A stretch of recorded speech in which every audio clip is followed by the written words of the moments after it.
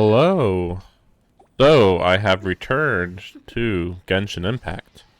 Toodaloo. Hopefully, we make some decent progress today. It's going to be a 2-day stream, but it happens. Had some intense internet issues the last 2 weeks, and then my PlayStation's also going crazy. Some issues with HDMI issues, I guess. Apparently this is semi-common. So unfortunately, if you are a proud owner of the PS5, be aware that your HDMI is imminently going to stop working. I've heard some people say that theirs stopped working after like 6 months, and some people said it stopped working. Well, no, well, and then there's me. I've had it since the beginning, so that's what, 4 years? Yeah, 4 years ish, 4ish years. I guess. Okay, anyway, let's so a lot of stuff came out. Let's start with, I think I noticed a new story section for Movika. So we might as well. Oh wait, is this main story? Wait, what is this? I didn't unlock this. Yeah, then there's this. I might do that on stream. Wait, how do I? Oh, I need to finish this one first. Wait, I can't even unlock it yet? Okay, whatever. I guess she lives, right? I mean, I guess it's possible though that you could like do a flashback arc or something. But anyway. Let me see this. What the heck is the prerequisite? Okay. Interesting. Anyway, I got everybody else finished. Okay. Well, then why did they even have this highlighted if I couldn't do anything with the story section? Like, what? Okay, whatever. Let's see. Actually, I guess it'd be easiest to go over here. So, yeah, story. So, we have Mavwika, who I don't think I'm interested in. Which is funny because I was actually not interested in Sitlali. Then I saw her gameplay, and I'm actually quite impressed. I did not see this coming. Let's see. First, yeah, just a lot of different stuff. Okay, so let's start with. So we got this. Gonna do a 10 pull there probably today. So actually, this also occurred. So I'm not sure how much I like this, but I certainly don't hate it.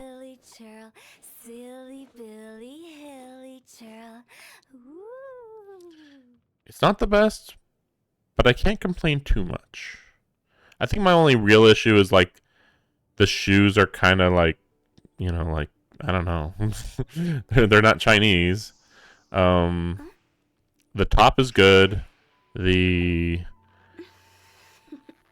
Yeah, everything makes sense, but they could have had a different hairstyle. I'm not a fan of the hat really at all. If they needed a hat, I don't know, maybe it should have been like black or I don't know. Anyway, I do have enough of these saved up. And it's not like we're going to be getting another Hutao outfit anytime soon, so. Also, they could have made this into a 5-star outfit. It should be of note that we still have only D-Luke for the only 5-star outfit. That's really weird. Like, it has a few different animations and stuff.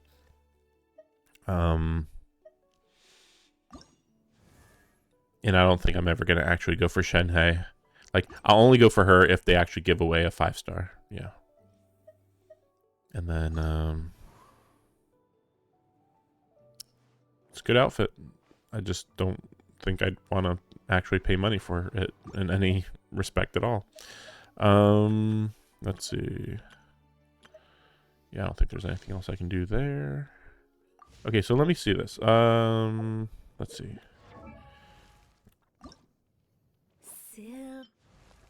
Stop that. Stop that. Oh yeah, that's right. There was a new glider I noticed. So this is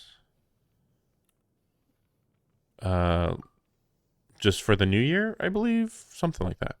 Now I did get this though, for doing enough of the tribe events. So this is the this region's wings, and we have let's see, Mondstadt, Liyue, Inazuma, Sumeru, Fontaine, and now Natland. Pretty solid. I actually thought it looked a little redder.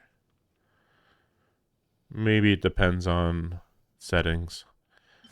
It makes me wonder what the heck they're gonna do though for the Snezhnaya one, because we got this and we got this, and they're both like shades of blue. So like I don't know. Maybe Snezhnaya will be more white based, white and black. I don't know. But yeah, this looks fine. So let's see. Does this change anything? Looks the same to me. But I do like the white. The white really does stick out, considering before she was kind of a brown blur, sorta. Let's go ahead and do this. So yeah, I mean, I don't remember. Yeah, I don't think I talked about this last time. Oh wait, well, really? Really? They didn't increase this at all? Okay, that's interesting. I did hear a rumor recently that we are not going to be going to Snezhnaya in the, you know, in the next 6 months or 7 months or whatever. In 7 months, I should say. But yeah, so everything's 100% here. But the next, apparently there is no map expansion this patch. I mean, I was mentioning that maybe we're gonna go underground, so maybe that's what's going on here. But it seems like, because we're in a 5.3. Actually, I just realized I didn't even mark that on my chat. Or sorry, the title. Is it 5.4 or 5.3? I think it's 5.4. It's got to be, right? By now. I'll just put 5.4. Hopefully that updates. Probably not. Anyway, so it's 5.4-ish. 6.0 was supposed to be Snezhnaya. I think they realized, just like me, like I'm like, well, I know that they still have to do some expansions in Mondstadt. I don't know, you know, so I was like, well, are they going to do that in like May? Like you just have like a big section here and then it connects to Snezhnaya? Like that makes sense. Yeah, sure, you could do that. Like kind of similar to Chenyu Vale, more or less. But then they also still had to have the mountain, and I don't know what they plan to do here and here. I mean, honestly, they could just fill this in. Like I don't know what they were thinking. They should just fill in here to here and like here to here and all the edges. Like I don't know why they haven't filled in the edges. And I guess that's it. I mean, like technically they could fill this in, but maybe Conria's to the south, I guess. Who knows?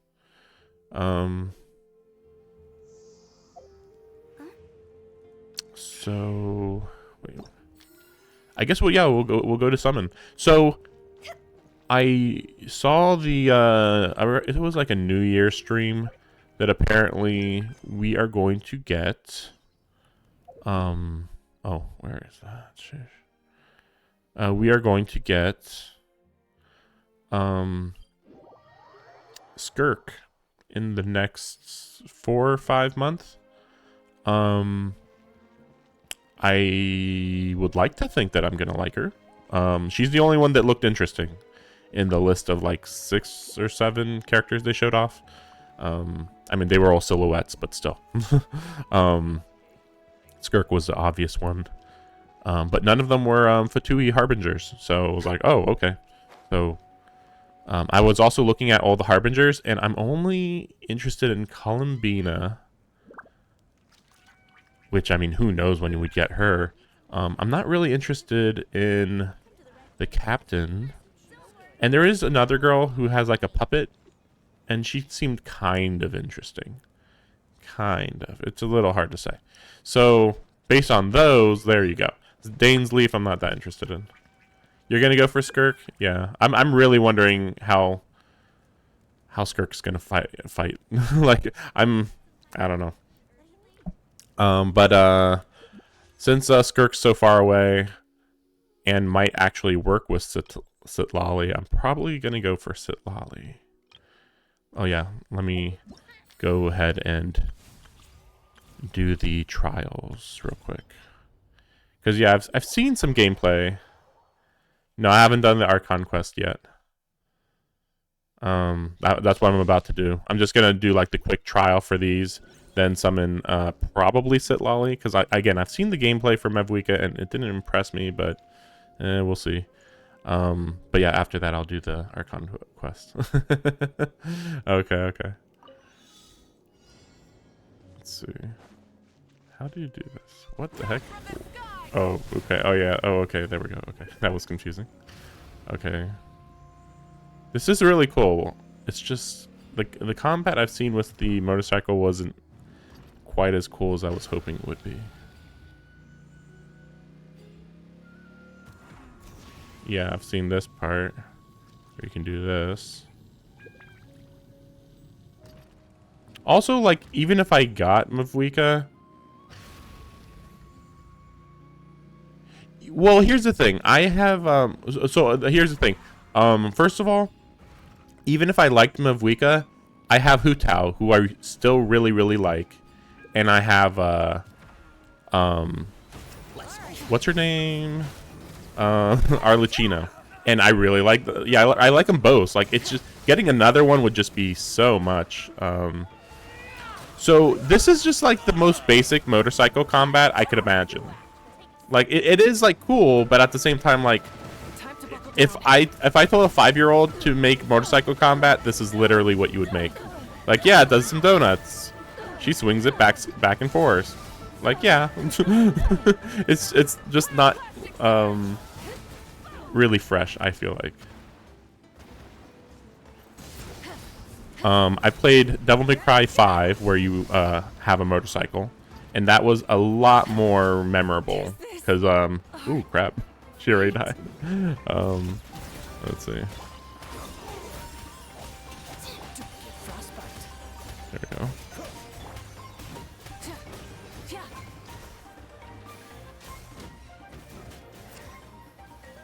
Let's see. Let's try not to die in her own quest. There we go. So, oh, okay, there we go.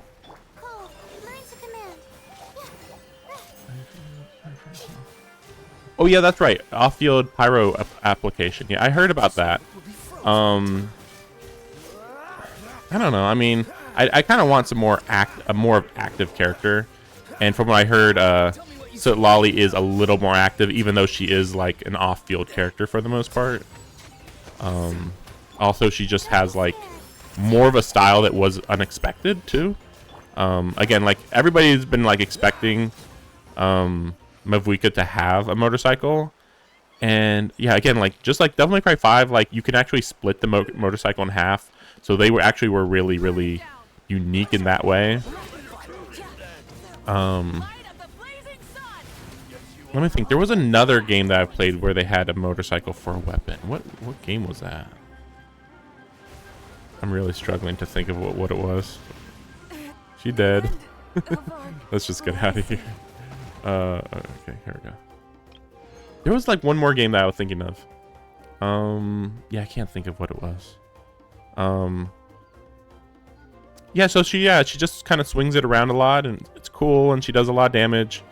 And yeah, her support, again, like generally support characters are fine, but like it's funny because like I think it's Lolly's support too, but like the way she's a support is like a little more fun, I guess. I'm trying to think. Maybe it's just about like, let's see. So there it is. Yeah, there it is. She's got a bit of a pillow.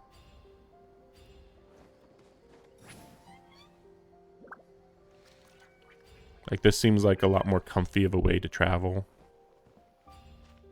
But you know, I do feel like it is a little bit much to complain too much about, like, well, they didn't do the motorcycle right. But like, it's not like I have a better idea, admittedly. I just felt like, again, it was just the most basic way to do a motorcycle, I guess. So like, yeah, she puts on a shield, so I wouldn't have to hopefully worry about a healer for once. Oh boy. You two, time to end them. And then we can do this.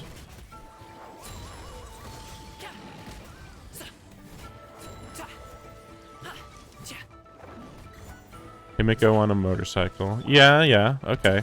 I do play Star Rail from time to time. Not nearly as active as I should be, but but yes, I am aware of Himiko, at least in Star Rail. I do feel like Himiko could be better in Star Rail. Yeah, if we're only just thinking like Himiko on a motorcycle, then that does sound cool.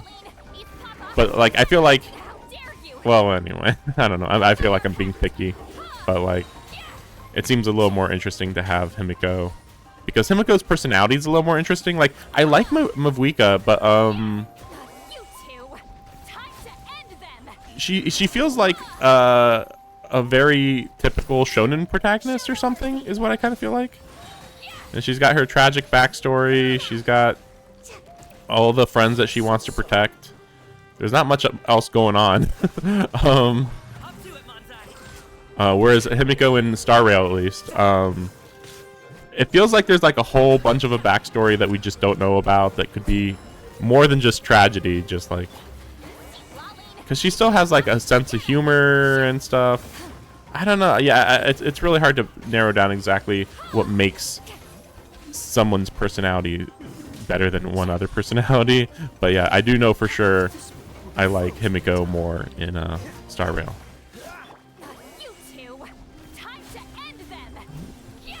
Man, this is taking a while. I'm sure I'm doing something wrong. Sheesh. Feels like they should be dying a little quicker than this. Then again, I don't have many like really powerful characters to use it next to her here.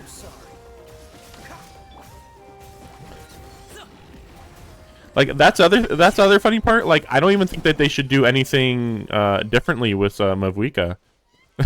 Like, well, you know, it's one of those things where, like, you know, they did all the other Archons so well. You would think that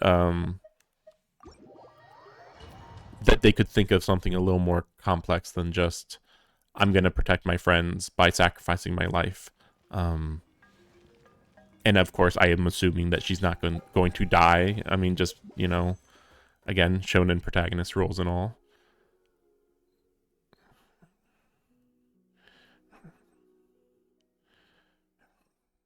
Anyway, so yeah, I'll go for Sitlali. Yeah, I mean, Mavuika felt exactly how the gameplay looked like in the videos. That's really funny. Nothing surprising.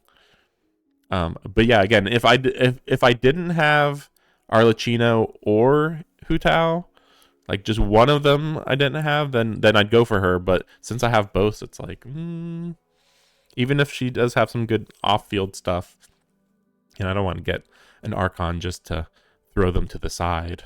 That's also kind of why I'm a little annoyed that I got what's his name? I'm a little annoyed about Zhongli not being an offensive powerhouse like he should be. It's like, yeah, I got an Archon anyway. He puts out a shield. Yeah, that's right. I did see that one scene where where she died in Honkai Impact, the animated scene. I don't know the context, but I do know that she died there.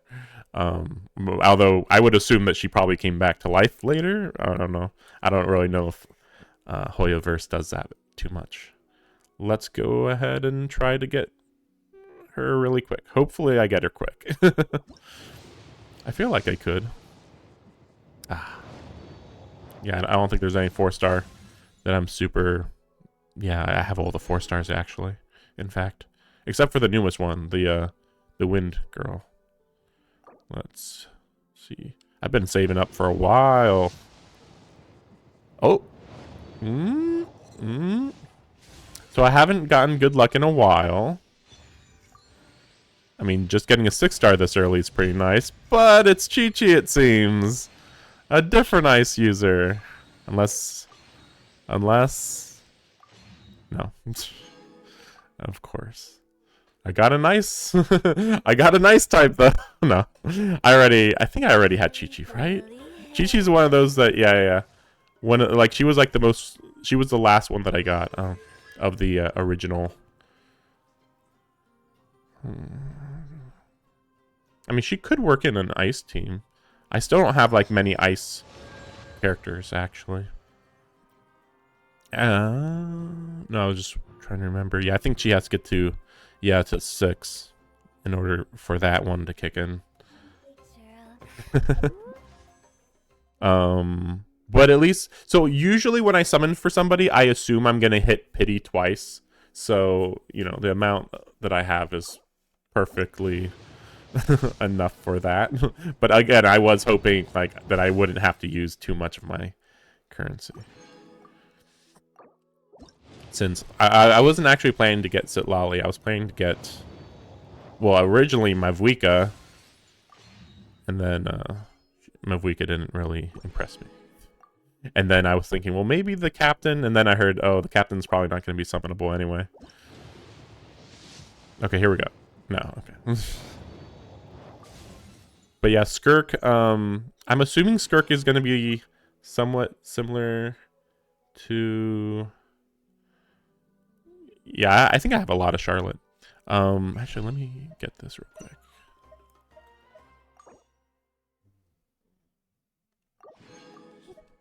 There we go. Oh, crap. Okay, there we go. Yeah, I think Skirk is going to be like, what's that character from Star Rail? The one with the giant ice sword, who has blindfold on. I think she's supposed to be like that character, and that's why people are thinking that she's going to be an ice type. But I still wish that that Skirk would be like a different element that people have been talking about. Like maybe she'd be like a abyss energy or something like that. Yeah, Jingliu, that's right. Yeah, just the most generic sounding Chinese name. Yeah, Jingliu sounds about right. I actually really like her in that game. Yeah, her whole story in that game was really good. But yeah, the name is not that memorable. Okay, now. Yeah, there we go. There we go. So I only used 6,000. Oh, that's right. I was considering going for her weapon. I don't know. I am Sitlali, from the Masters of the Nightwind. I have read the stars and seen the future through the obscuring smoke. You shall be blessed with good fortune and have the aid of powerful allies during your journey. Allow me to join you.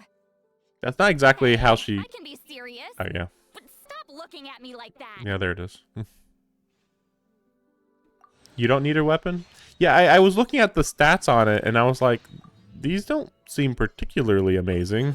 Like, yeah, when I was looking at it, it was like, okay, it's a elemental mastery. Like, I feel like I have something for that, and yeah, the big one was 28% increased damage to nearby opponent, but I think it's only Mavuika's damage, so it's not even like she could do that for somebody that's on the team. I think. Actually, what is this one? I didn't even look at this one.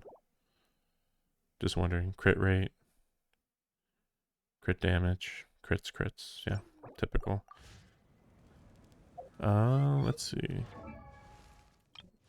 So, I mean, I have a lot of these weapons. So, wait. Oh, let's see. Energy recharge. Elemental mastery. Oh yeah, that's right. Uh, hmm.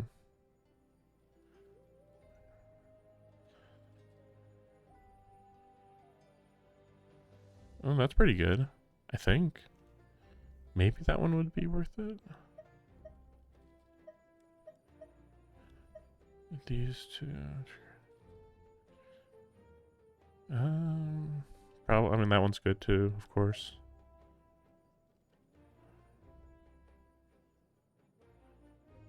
Yeah. Can't take that one off because it's on the big boy. Sack frags? What is sack frag? What is this? Wait, sack frag. Sack frag.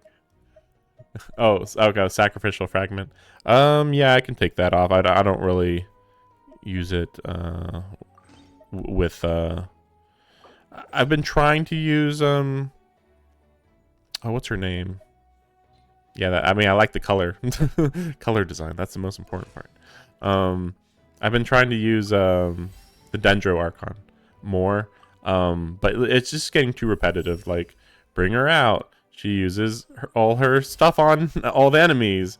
Okay, switch to the next person. It's like, okay, that's a little too repetitive. Yeah, so my plan was, I mean, I haven't looked at any of the teams, but, you know, I do like to prefer to use the characters that I just like over team composition.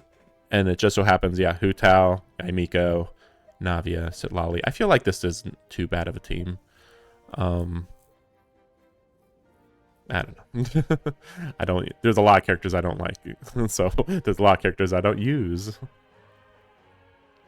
Yeah. Nahida, like, she's fun for a long time, and then I think part of the problem is that her ultimate really should last longer. I wouldn't mind if it took longer to activate it, if it lasted like even like 10 seconds longer. I feel like she can feel very powerful, but it's just yeah, I don't know. It feels like she's just standing still using whatever attack or skill that she's got, and that's it. I still gotta learn how to use Chlorinde. For some reason, I just can't figure out how to use her. Let's see. You can use a fast equip. Or how do you do that? I forget what. Let's yeah, you know, that's fine. Wait, actually, what does she scale with? Oh, let's see. Yeah, elemental mastery, of course. Okay. Let's see. So I can do. Oop, let's see. Which one is it? Is it Wandering Troop? That's what I was thinking of, at least.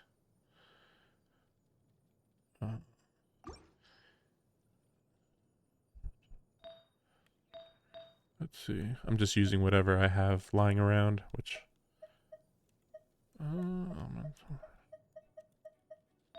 Elemental mastery. Maybe I'll just take everything from Nahida. Probably gonna have to. Well, that one's not too bad. Energy recharge. Yeah, I mean, let's see. Well, actually, oh, that's good too. Defense attack. We'll go with this one. Maybe I can enhance it too.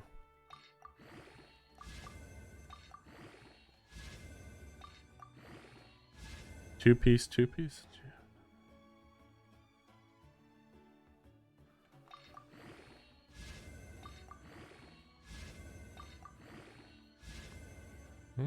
Defense up? Are you kidding me? Oh gosh, I'm getting this off. Okay, we're switching with this one with Nahida. Wait, actually, let me see this. Maybe that one's still better though. I mean, defense is good. Probably. Let's see. So you were saying... No, you're not backseating too much, honestly. Otherwise, I'd have to be like looking all this up anyway. Wonders Gilded Dream. What Gilded Dream stuff do I even have? Yeah, I got like practically no Gilded Dream stuff. I really don't like trying to go for grinding in the mines. But at least I have one of these. Yeah, Elemental Mastery. There you go. So that's good. Yeah, I remember like trying to do a whole bunch of grinding. Like, oh, I can grind all day today. And I was done after like 30 minutes. I'm like, nope, I'm good.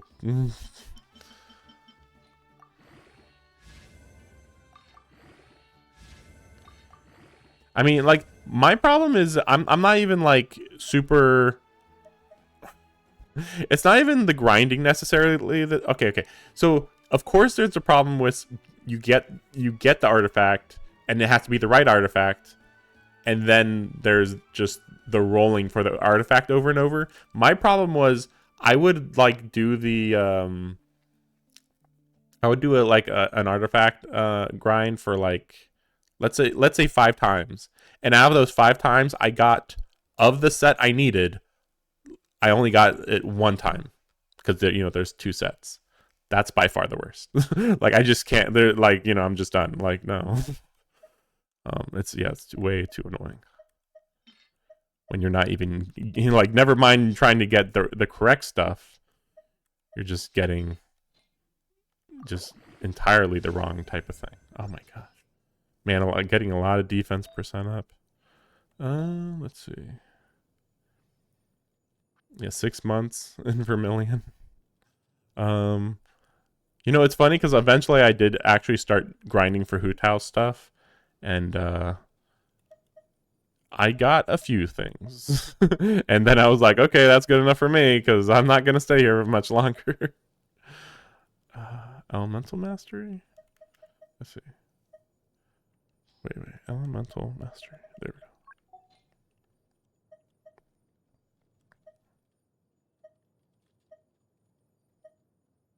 I think that's good. Wait. Wait, so I need... yeah. That one. That's... Yeah, these are pretty good. This is looking pretty good, honestly. Considering I'm just, like, piecing this together here. Of course, I don't have anything to take apart here, I think. Let's see. Well, this one's not very good, I think. Yeah, another one that was just going into defense a lot.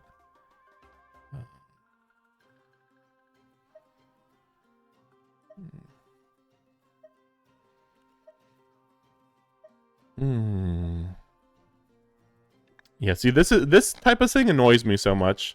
Like, defense 20%, crit damage 20%. It's like, that's not that bad. Like, that can be useful.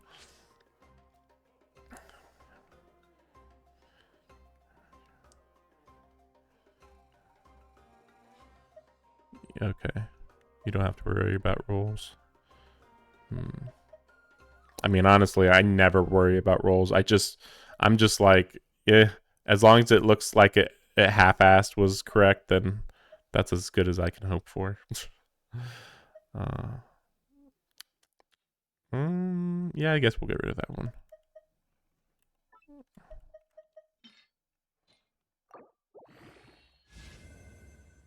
Attack. Okay. Interesting. Yeah, that's fine.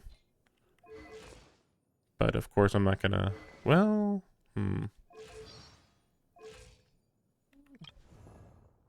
Actually, let me check. I think I can...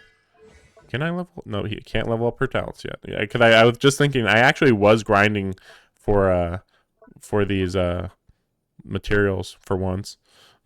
But of course I have to level her up more. Wait, what's this? Oh, you're right. With the other characters, constellations. But yeah, so here's all the characters that I don't like very much. So we got Garo at the very end, and then Yanfei, Amber, Shanling. I like Shanling. I kind of don't like how everybody uses her so much. And yeah, it's just I've seen people use her too much, I guess. Shinyan, I actually want to like her more, but like, yeah, she's not the best. Chevroose, don't like her. Don't like him. I know he's meta. I don't care. Razor actually do like him, but he was like really weird to use. Sessos, I like his character designs. I don't like his gameplay. I mean, to be fair, I don't like a lot of bow people's gameplay. Kaya, I actually was planning to level him up at some point. I just haven't. I wish he had a better outfit too. Like he should have a pirate hat or something. I don't know. I actually should level him up though. I actually do like Kaya. Don't like her. Don't like her. Don't like her. Also, why did Kachina beat everybody in that tournament, yet she's a 4-star? Like, just make her like, oh yeah, you got a free 5-star, you know? That's it. Like, she could have just been like a bad 5-star, but you know, she's still free. But instead, like, yeah, she ends up beating everybody. It's so weird. Ayla, don't like her. Don't like Bennett. Don't like Dory. I like Changyun. I was using Changyun for a very long time. And then I just got better characters. I like her fine. Don't like her. Neutral. Kind of like. And then at this point, it kind of goes like increased. Like I like them more and more and more. More or less. Actually, wait, what was that? Oh, right. Yeah, so how many of this? Oh, I thought I had more of her. I actually was using her quite a bit. I was trying to do a team with Charlotte and Navia, having like 2 ice types, and I think it was Charlotte and Chi-Chi and Navia and Zhongli. And it was going okay, but I was half-assing it. So I was like, I probably should look into this more. And then I just never looked into it more. But it was an okay team. It wasn't too bad. Yeah, I forgot that I got another of her. Basically, let me think. Is Hu Tao my favorite? I would say yes. Hu Tao's like a little bit she's kind of struggled to stay at the top for me, but she stays. It's like Yai Miko is the okay no wait no, Yai Miko is undisputed #1. I never get tired of her gameplay ever. Hu Tao, there was a bit of a lull like a year or 2 ago, and then slowly I was like, yeah, it's a little repetitive what she does, but it's fine. But Yai Miko, oh, it never gets old ever. So yeah, I'd say Yai Miko's #1, and then Hu Tao's #2. After that, it gets a little tricky. I mean, I don't even know. Like, I like Arlecchino, but yeah, I don't know where I would even rank her. I mean, she's top 10 somewhere. Charlotte's probably like at least a 5 or a 4. Yeah, those are the easy ones to rank for me. I actually don't like Raiden Shogun very much. She needs to show more emotion.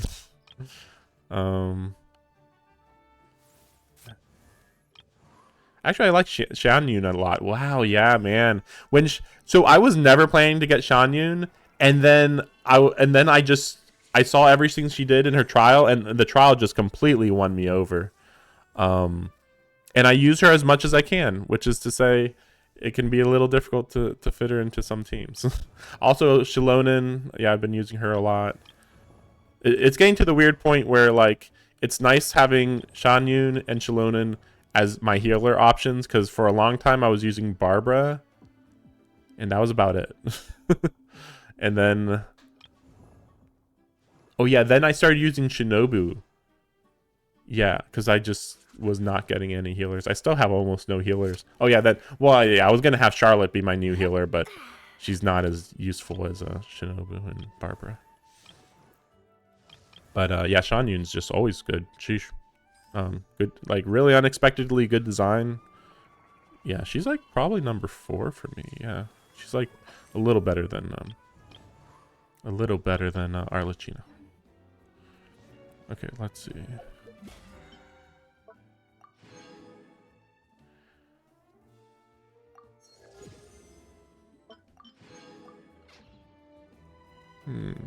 Is there something else I had to do? Yeah, shouldn't there be?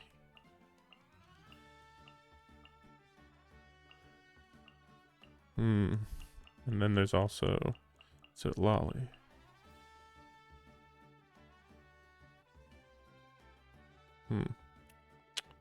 We'll keep Hu Tao in there as my character. Okay, I think that it? Wait a second. There were so many things to go through. I think that's it. Although, yeah, wait, where is this one? Oh, okay, I see. Okay, yeah, we'll go and wait. Oh wait, is that the correct? I think it's correct.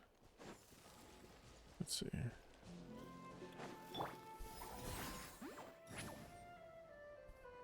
Yeah, I believe I've been down here before. Is it here? Wow. Oh, I'm really losing track. There's a hole somewhere. But yeah, I figured I might as well at least level up Lolly a little bit if I'm gonna use her in the main story. Because this is gonna be my main story team, hopefully.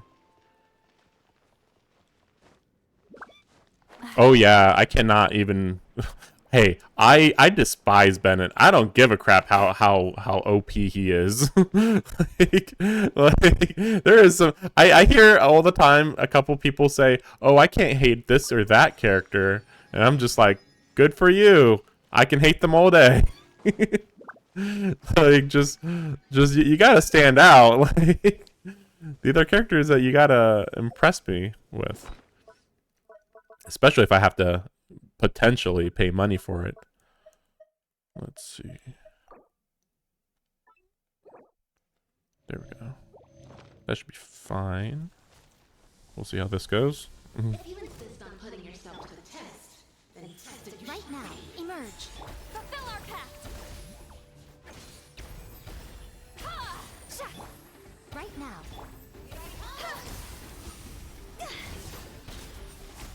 Oh crap. I already ran out of stamina.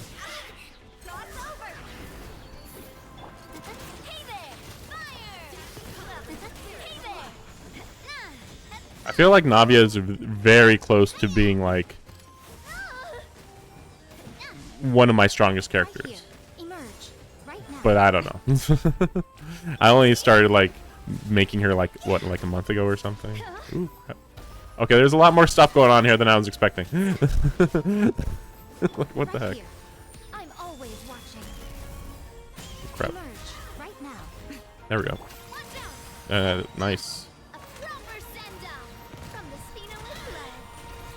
But yeah, I gotta look up a couple more videos to figure out how to actually use some characters. I still like that I've never looked up a video for how to use Navia. She definitely needs a better weapon, but whatever.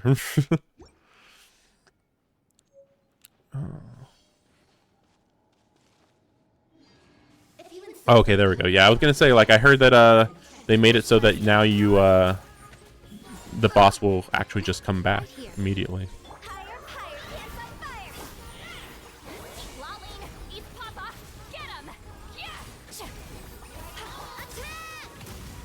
There we go. Oh crap! There we go.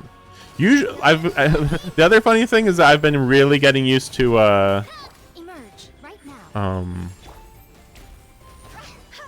just using Arlecchino and just pressing the win button basically. Oh crap.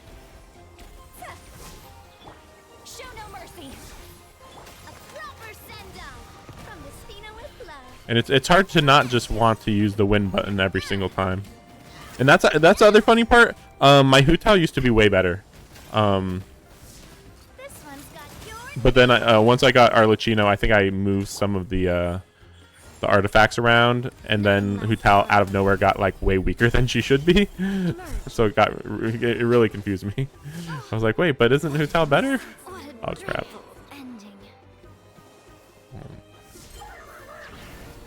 Darn. Yeah, I don't like this teleporting crap.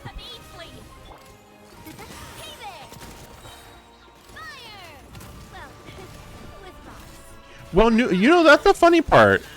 I need to look up Nouvelette as well, because I'm pretty sure if you look at his stats, Nouvelette looks like easily one of my best characters, but I get a little confused how long it can be to actually win a battle. Wait a second. Wait a second. So, crit rate basically 70%. Crit damage 222, and what's his Hydro? Hydro's like 50, pretty much. Like, this should be a powerhouse, right? Am I missing something here? Like, I don't know. Maybe I mean, to be fair, I did decrease his HP. That's the only thing. Like, I think he had like 40 to 50,000 at one point. But again, I've been moving a lot of artifacts around. But like, I don't know. Still, with this crit rate and crit damage, you would think that he should be way better. Okay, so maybe it is an HP thing then. I mean, I figured, well, you know, crit rate and crit damage are gonna kind of take over, make up for it, the difference.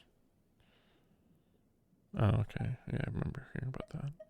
Let's see. I mean, he has HP there. What did I change? Maybe No, I think I had like some really, really good substats for HP. And then again, yeah, I was moving stuff around.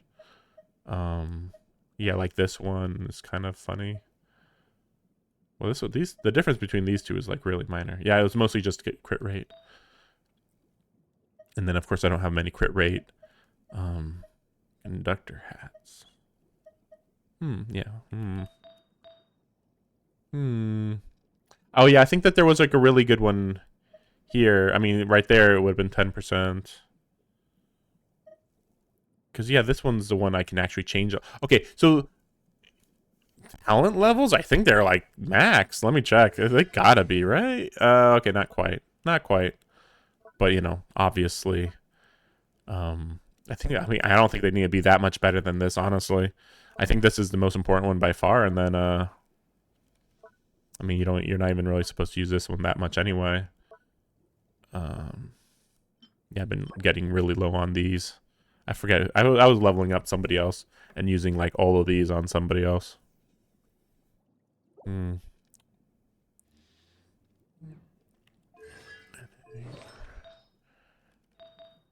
NA crown? What's NA crown?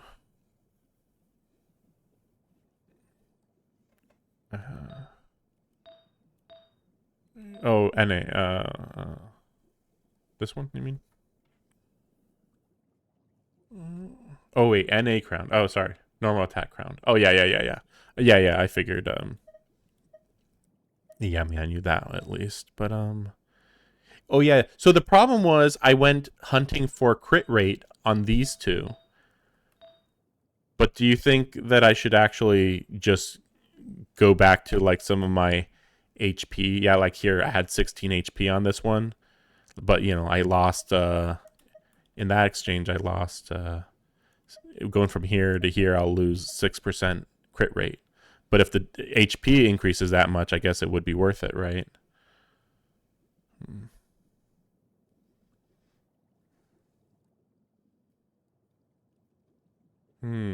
Really?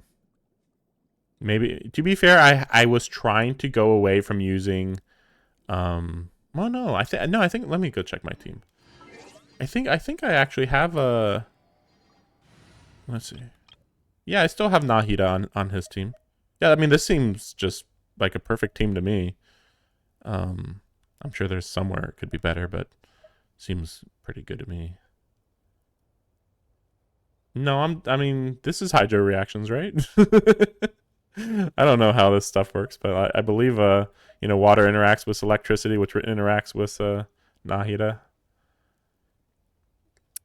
I'll put this team out, and it can be a little confusing. Like sometimes, so it's weird. There must be some like defense going on, because there's times where I'm doing like 2% HP damage per second, 1 second, and then suddenly out of nowhere something happens and I'm doing like 10% of their HP per second, and it's like, what? What was the difference? Nothing's changed. But yeah, we'll see what it looks like here. Maybe it'll even be more useful against this boss.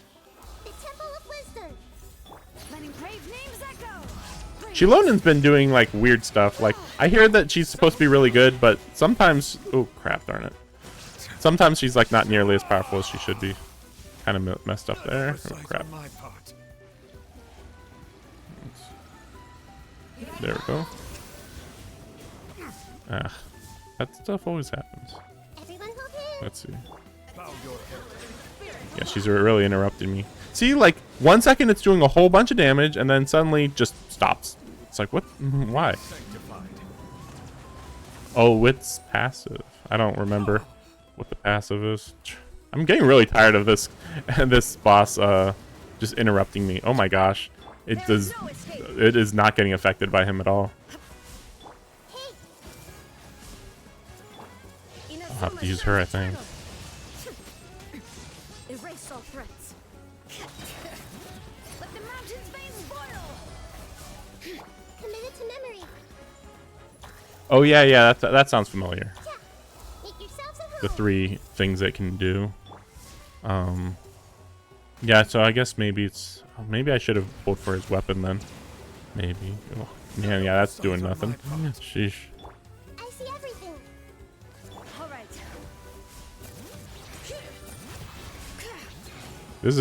This team is not the best at this. Oh, crap.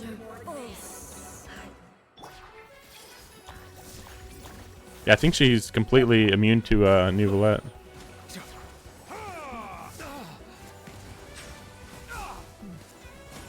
Or something? Oh my gosh. Okay.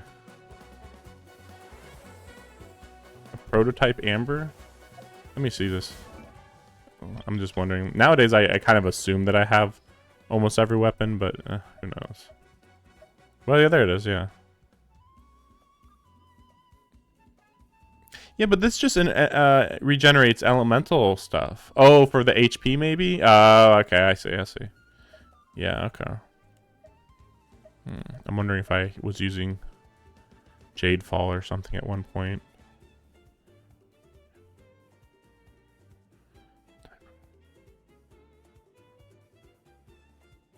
This almost seems better. Yeah, I mean, yeah, I didn't think that he'd be just straight up. I mean, it's an ice type. Why would it be immune to Hydro? Would you say Jade Fall is better, or would you say that Prototype Amber would be better?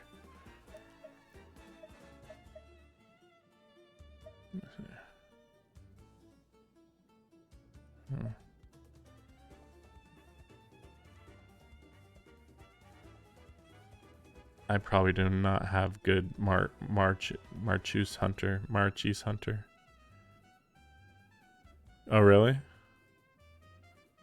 Really? I figured, because it was talking about gaining 0.3 elemental damage, and I figured, well, if he's gonna be in the 40,000s, that'd give him 40 times 0.3, so that would be around 13, I think.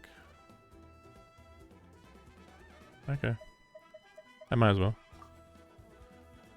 So, oh yeah, that's right, I can't do it now. But yeah, let me check the. Oh, where is it?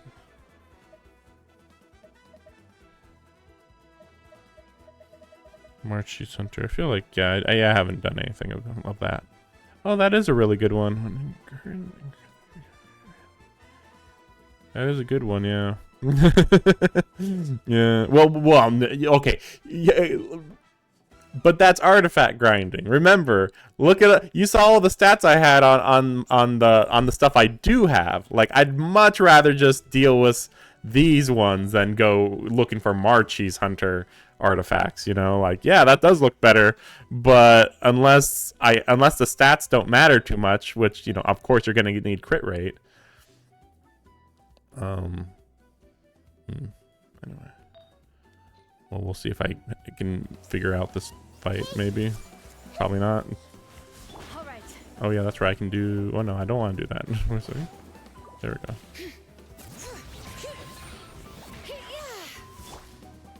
Dang. Darn it. Just completely messed up. What is going on? That's so weird. Oh, I have no... Okay, I'm really using up my stamina bar really quickly. Or maybe it's because she's like hitting me with ice attacks, maybe? I probably should just leave. Yeah, I'll just get out of here. Wait a second. It's just gonna be a waste of time.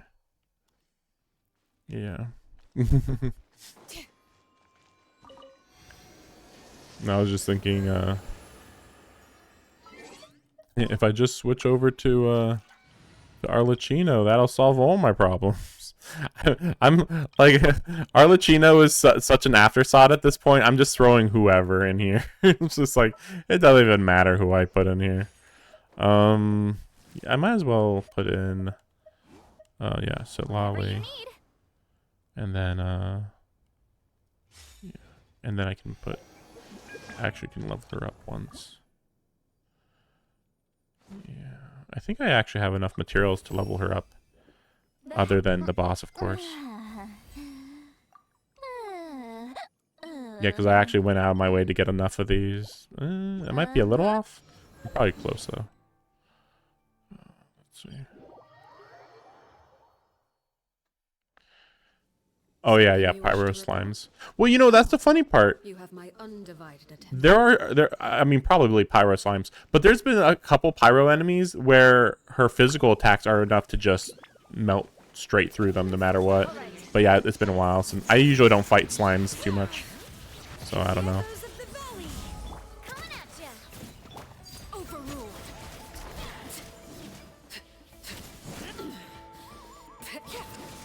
But yeah, just melts them completely.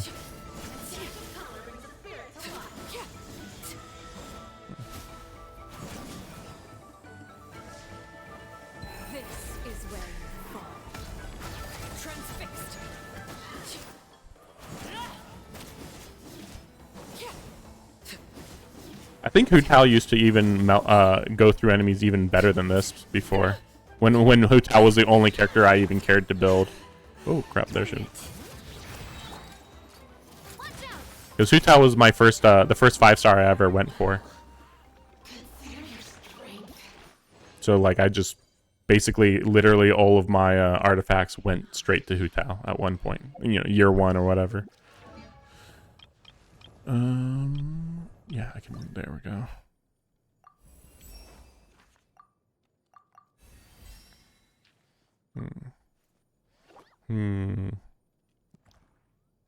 Yeah, I'll do two more fights. Her at 70 should be fine, I think. Probably. If you insist on putting yourself to the test, Damn it! I was even picking her out.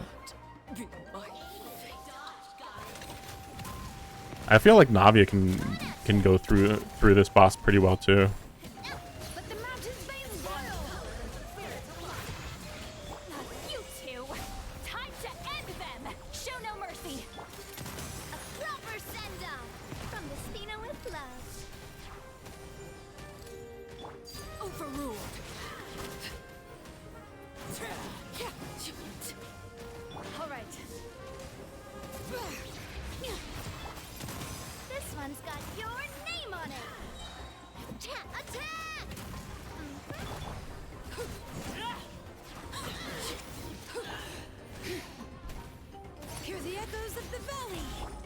I'm also like really not used to using shields, so I have to get used to doing that too. Like when I was playing year 1, I was like hard being carried by Barbara, which which was really interesting because like everybody would be like, oh man, this character so, oh yeah, Bennett, oh Bennett's so great. And I'm like, never, I don't care. Barbara for life in favor of Bennett. But yeah, I have to get used to shields. You know, it'd be nice to only use shields instead of any healing, but I'm assuming that's kind of difficult to do. Layla, I've struggled to get to work correctly because I have limited amount of artifacts. Zhongli, okay, I think it's because I just don't have him built good enough or something, because I remember using him for a while and being confused why his shields weren't working that long. I think I did improve them actually somewhat recently. I think that's what was going on.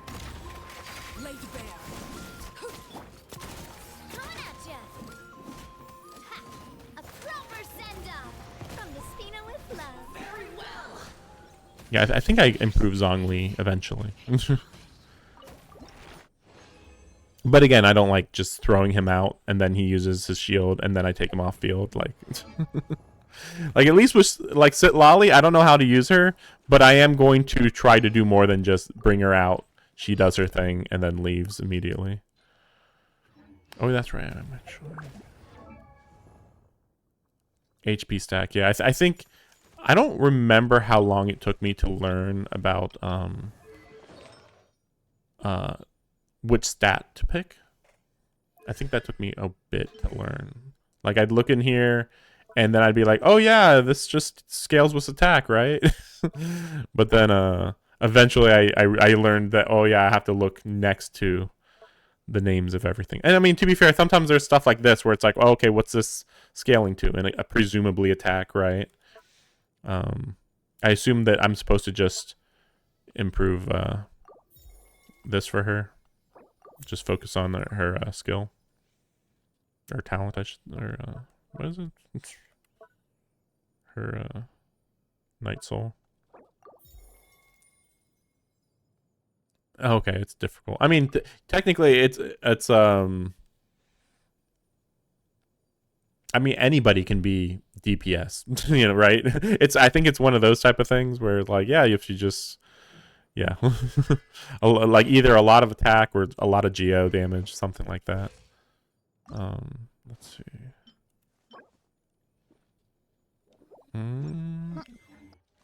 Okay. Okay, we're good.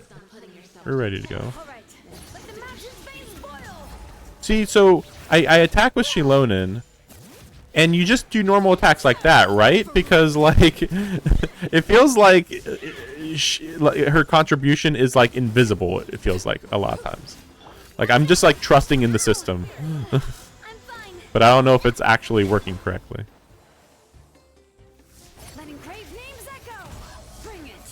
So I've even heard about people being like, oh, yeah, you don't even need Navia to heal. It's like, well, why would you need to heal? You're just killing stuff so quick, right? It's like, no, what are you talking about?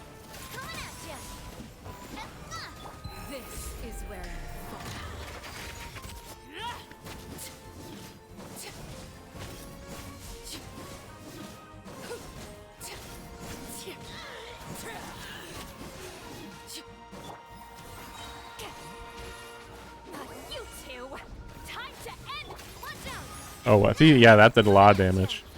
Yeah, yeah. Consider your strength acknowledged. Yeah, there we go.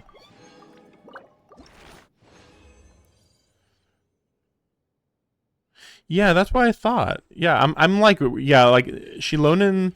Let me show, because Shilonen, I believe. Yeah, she's actually I could get her to level 10.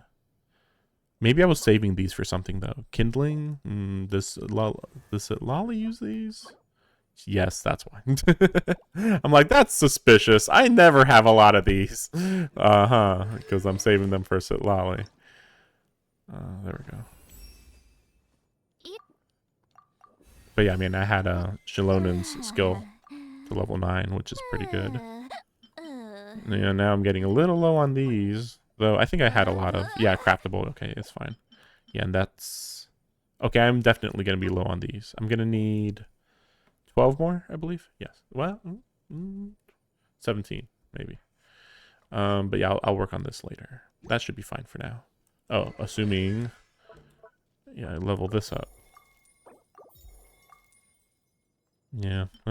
Thankfully, I have enough of these. Let's see. Yeah, I'll level up this since she's got elemental mastery.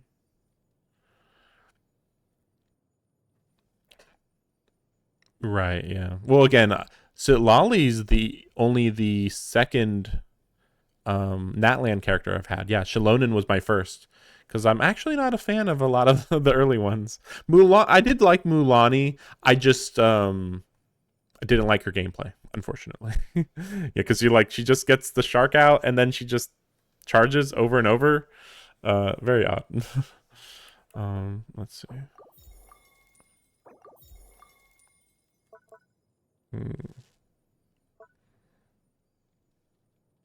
Maybe I should hold. I don't know. That's probably fine for now. Oh, right.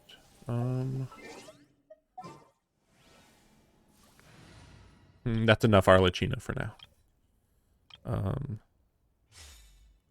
Yeah, like, it's been a while since I looked at Hu Tao's stats. Yeah, I mean, probably no pyro. Oh, no, yeah.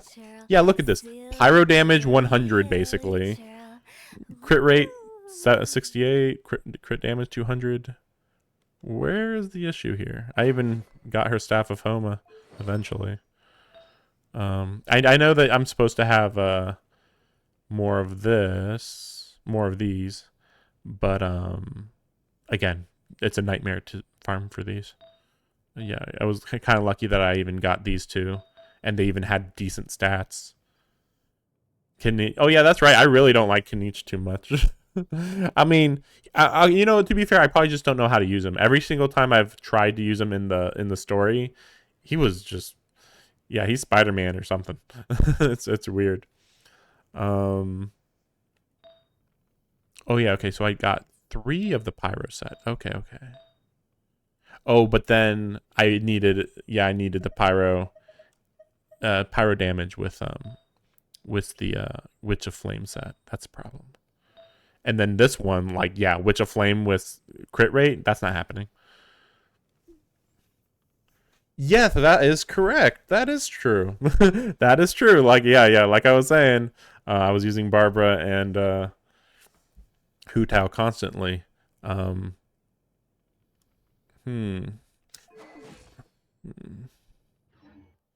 come over for tea? Well, Citlali has her ice shield.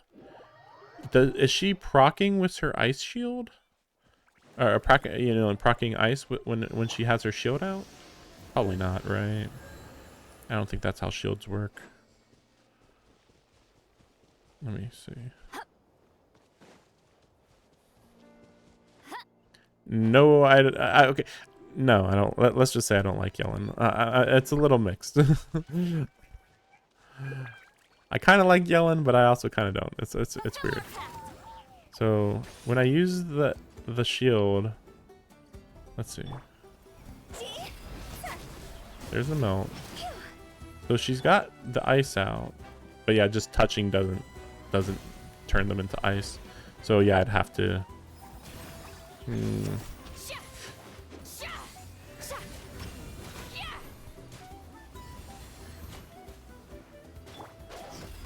Oh, okay. So when she has her the ghost area around her, everything does get hit with ice then. Okay.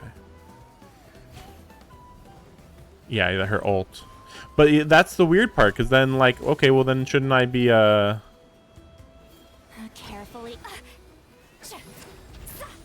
then shouldn't I be, Mercy. giving her, energy regen? Or what is it? Is it energy regen? Is that the word?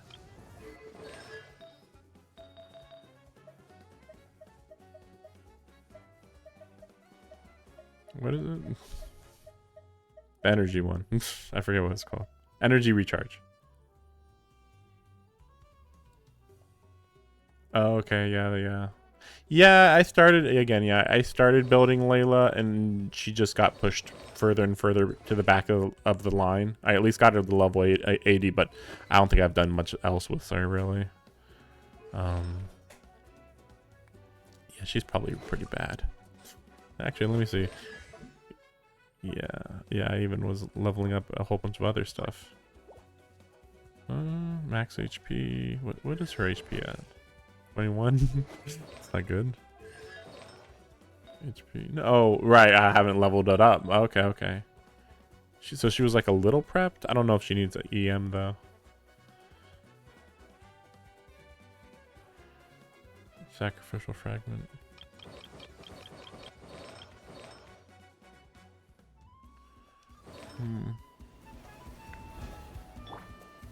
Okay. I mean, yeah, her ultimate it's already charged up, so yeah, clearly. I guess yeah, it's fast enough. Let's see. What is this? Oh, right, I didn't do that yet. Okay, then yeah, okay, just use her ultimate. Okay.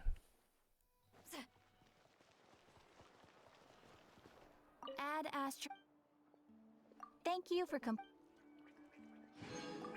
add astro.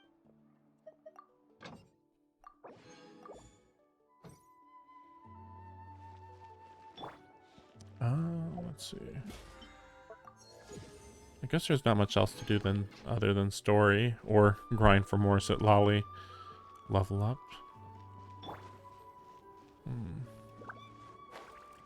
Oh, that's right. I was supposed to change her wings. There is a lot of things I know too, but like it's definitely not gameplay related. Oh, that's okay. And nah, too much purple. No. So I'm thinking either this one or like that one. Yeah, I'm thinking that one. Still one of the best ones. that early glider. Let's see. Dragon spine. What is the wait? What's the? It's been so long. I certainly don't recognize these by their names. Dragon spine wings. Which ones are the dragon spine wings? These? Probably these, right? It's got to be. Yeah, the mountains. Yeah, it's good too. Yeah, again, like I said, it was between those two. Yeah, because this one's just too purple. Too much purple. I need some variety. Which reminds me, there's no pink wings.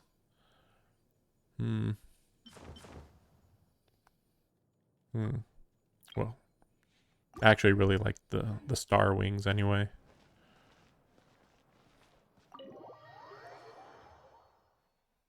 Okay. I've already pretty much forgotten large portions of this story, I feel like. Although, I don't know. It feels like I remember everything, and at the same time, like, I'm like, surely there's more that I'm forgetting. But it's like, nope, the story's just that simple. It's like, no, the captain's a good guy now for now, and he's going to help us probably when we go to the Night Kingdom. And we're going to go do a suicide mission with Mavwika in the Night Kingdom, I guess. That's pretty much everything.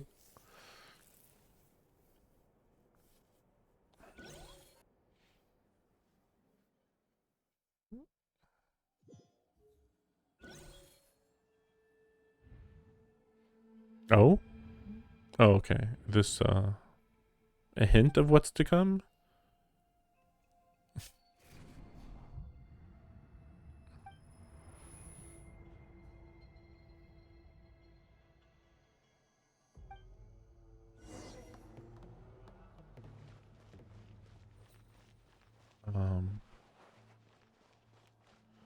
Oh man, I'm getting really used to using Shilonen now that I don't have my skates. I mean, I guess I can just do this. This is fine.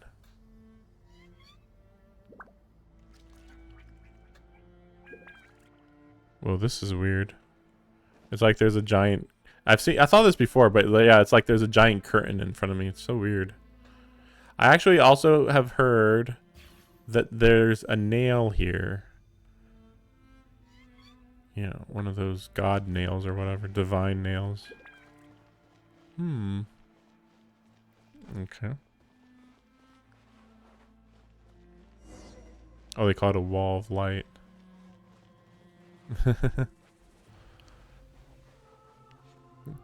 You're really hyping this up at this point. I gotta say, I've been mostly just kind of neutral for Natland so far, so it's kind of weird that this might be the best part of Natland. Though, to be fair, I mean, actually fighting the Abyss the entire time was, like, interesting, but not, like, fascinating. And so now that technically the main fight against the Abyss is over, it does feel like they could do a few more things now. But I don't know, yeah, how long this part of the story is.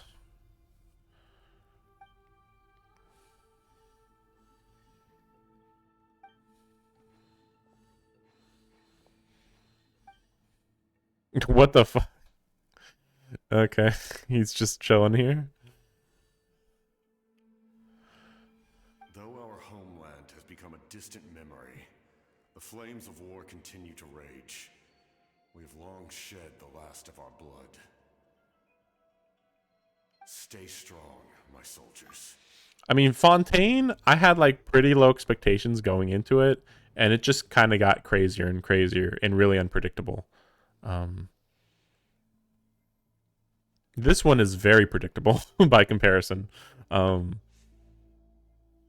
mean, like, you know, like if a major event happens, then you can predict it, obviously. Whereas Fontaine, it was like, oh, we're going to do this trial. Surely things are going to end up exactly how you expect, right? One day, I will deliver you to the place I promised.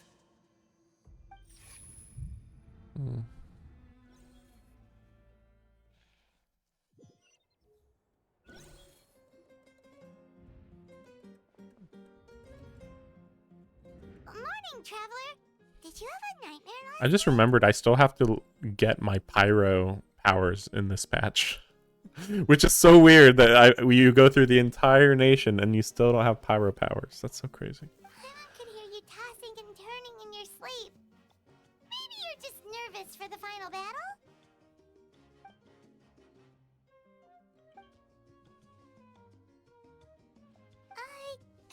Just shake it off, traveler.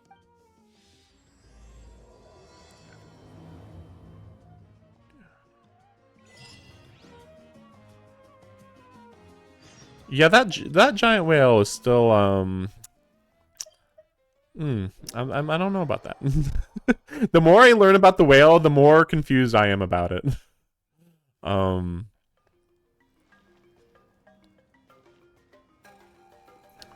see. Oh, wait a second. Let me see something real quick. Like, I did a deep dive on the whales, and I was like, oh, let me see.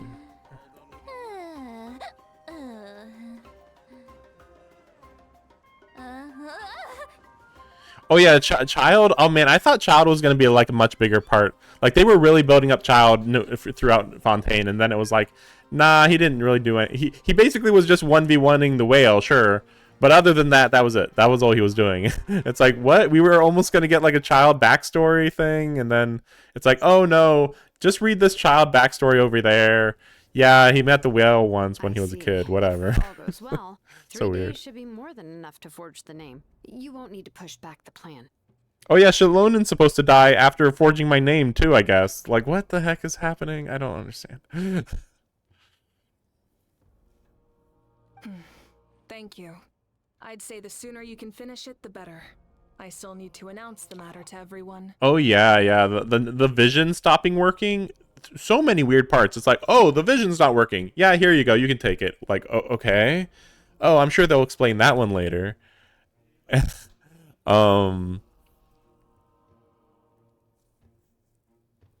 then like I learned more about delusions because I had to like deep dive on that. I was like, well, he can just use a delusion, right? And it's like, yeah, technically. And then, well, and yeah, you'd think, okay, his water vision isn't working. This is somehow tied to the water archon, right? No, what? Like what? What? You know, my best assumption is that like that's like half of Child's story, and then we'll get it later. But then it was really funny because then he shows up in Arlecchino's character story, and I was like, wait, what? Why did he show back up? Like he's like, oh yeah, I know, Skirk threw me through a portal, and then I was in Shneznaya, but then I just walked back. I'm like, what are you talking about? Like, why did Skirk even throw you through the portal if you were just gonna basically walk right back here? You know, like what's the point? Artificial gnosises, yeah, that makes sense. Yeah, but that doesn't really explain how you make them. Like why? Like, oh, we just researched and we're able to replicate god powers. Like, even if there's downsides, that still seems a little overpowered, you know? Unless they're gonna like go even further into that, because like that does kind of make me think of how the Traveler has powers, you know, has all the powers of all the nations. So then theoretically you could use delusions to have all the powers of all the nations, right? But then what do you use that for? I don't know. Yeah. Don't worry, we should only need half a day. The Traveler has been in Natlan a while now. The Pilgrim's Chronicle should have enough records of her adventures. Yeah, I think I only half filled Come in in. that chronicle, weirdly. Hey, Malika! Oh, Shilonen and Sitlali are here too! Hello! We were just talking about you. I invited you here for 2 reasons. First, there's the Traveler's ancient name, which is ready to be forged. Oh yeah! You need the Pilgrim's Chronicle, right? The device the Lord of the Night gave us? Perfect. Could I take a look? I still don't like that they haven't explained the Night Kingdom. They're just like, oh, it's just in this. Well, It's just looks good. This is definitely enough to work with. like it's just in this land. Those are the ley lines. But it's like, why would you have an underworld only in this part of the world? Like what? An entire underground kingdom, basically, just because? Oh well, we don't have ley lines. Usually the first step in forging an ancient name is performing a ceremony to extract memories from the ley lines. But since the Lord of the Night gave us this record, we can skip that part. Oh, also, I don't like how they act like, oh, we're such a special kingdom. Well, no, wait. Is the Night Kingdom tied to the Abyss? Because like they act like they're like at first you think, oh, Night Kingdom, Abyss, of course they're connected. But then later on they act like, oh no, there is no actual connection between them. It's just that the Night Kingdom is more easily affected by the Abyss. That's all. And I think that's just because they're underground, really. Because when you're underground, you're closer to the Abyss, it seems. I mean, that is, yeah, again, like, yeah, it's just like, it's like the weakness in the land, basically. In all the rest of the nations, they don't have a weakness where the Abyss can just come out. You know, it's hard to actually, let's say it's hard to create a portal for abyss creatures to come in. But yeah, in the Night Kingdom, it's easy to make portals. But again, why does the Night Kingdom, how long has the Night Kingdom even existed? It seems like it's existed forever, just from the beginning of time. Oh my gosh. Yeah. Oh, so the other weird part is they've said this a few times, where the ley lines have your memories in this land. I'd like to remind you, this flies in the face of Urshman. What is it? The tree in Sumeru that holds the memories of the planet. Like what? Like, so Irminsul holds memories. Yet, but you're in that land now, so that doesn't apply here. Like, what? No. Irminsul was a huge deal. You can't just wave that away,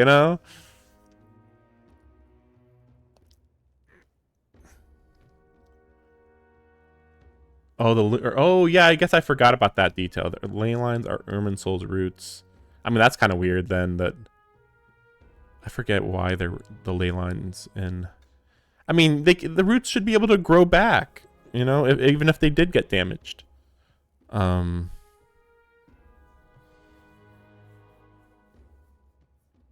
I didn't know that Azdaya's tree was one of the Irminsul roots. Oh yeah, I did hear about that. Oh yeah, I ran into this part where the divine nails are always in the place where one of the trees are. Except in the Night Kingdom, I guess, because there is no Irminsul roots there, I guess. But again, like, why can't Irminsul just regrow its roots there? Then again, like, yeah, we haven't been to... I was just thinking, like, what can even destroy Irminsul's roots?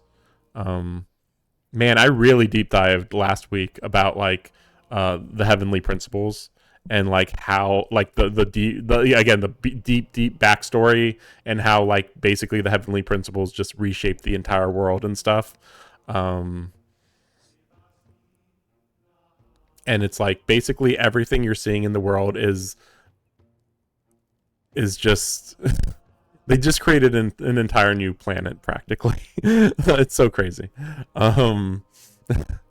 It's weird to think about that. It's like, where are they even going to go with that? Oh my gosh. It's like, you dragons, you don't know what you're talking about. I'm going to just destroy your entire world and make my own world.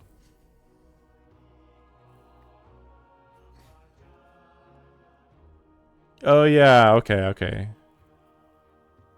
Like the Abyss just attacked them more in during the Canria event. So they got damaged more back then, I guess. Yeah, okay. I mean, that makes sense.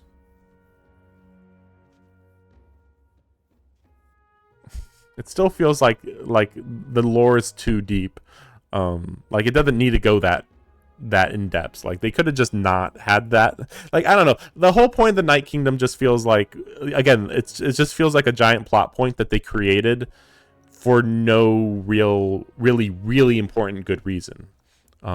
Maybe they're gonna explain it here, but it just feels like you could have just not had the Night Kingdom, and the story would be like, oh yeah, the Abyss just wants to attack Natlan. Okay, maybe Natlan has something useful for the Abyss. Okay, got it. That would be a little more easier to understand, and you don't have to create extra lore to make Natlan the most special place, or one of the most special places on the planet. Still, I've never used something like this before. This is an entirely new material for me, so I need to look into how the process might change. Yeah, no kidding. Yeah, I figured there's more to the Night Kingdom. It's like, again, like, there has to be something, like, this has to somehow help for the greater lore down the line, logically. Or for the greater story, I should say. My knowledge on the Lord of the Night and the Wyab might come in handy. I mean, the whole thing with the Wyabs was also, like, weird. But, I guess the Wyabs are connected to the dragons and all that, so it makes sense that they are only in that land. There's freaking a ghost dimension in that land. That's what the Night Kingdom is, isn't it? Once your ancient name is complete, We need to venture into the deepest part of the Night Kingdom. That's the other thing. Like the Night Kingdom, that like it's the ghost place. It's the afterlife. So that's the other weird thing.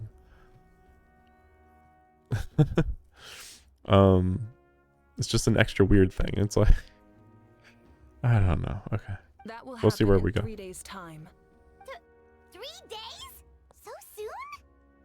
Okay, let's go kill him. Wait, but You're worried about the Oh yeah, that's right. Paimon's not going to be down there. Paimon's not very good at thinking or fighting to begin with. It's just, this plan could save countless lives. Paimon understands why people would want to be a part of something so important. But all this time, Paimon has barely left the Traveler's side. Not to mention, we all know this will be a super dangerous mission. That's right. And as long as we win, the Ode of Resurrection will return us to this land. Yeah, and then there's the Ode of Resurrection and the God of Death. Oh my gosh, why did they do this? I can't wait for them to explain this crap. Yeah, the Night Kingdom is similar to the Enkanomiya. I never liked Enkanomiya. And the more I look into what the lore of Enkanomiya is, the more I don't like it. It's like, I already didn't like it in the first place. The Night Kingdom is a realm of souls and memories, where mental fortitude outweighs physical strength. What? Is this real? I don't think this has ever been mentioned before. Like, your physical strength literally doesn't matter. So then that actually would explain why everybody's strengths in the Night Kingdom was so weird in like chapter 2 or 3 or whatever. Because I think Kachina was like crazy powerful at that time. All in Natlan are resolved to win this war. The sacred flame will connect us to their fighting spirit. We will do whatever it takes to win. Well, again, the weird thing about the God of Death is that they never mentioned the God of Death. You say the God of Death has been here from day one, but like in the Genshin Impact lore, I don't remember anything about the God of Death.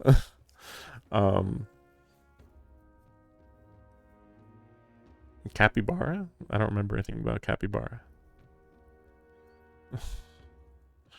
But like again, as far as I know, the God of Death was only mentioned once we got to Natlan, and that just seems really weird that it's never came up before. And then yeah, the God of Death exists, and it gave Mevwika her a lot of powers and stuff. And it's like, why doesn't the God of Death just come and help us then if they're on our side? Like, what? I don't get it. Like, because we have, I mean, I don't know. Maybe it's the same reason why the Heavenly Principles doesn't come down. Like, they're both asleep, but they can passively do stuff, maybe.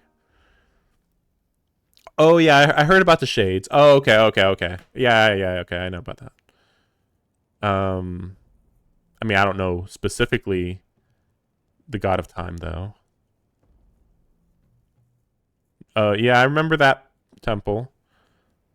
I don't remember it being related to the God of Time. I don't read books in this game. Are you kidding me? There's way too many books in this game.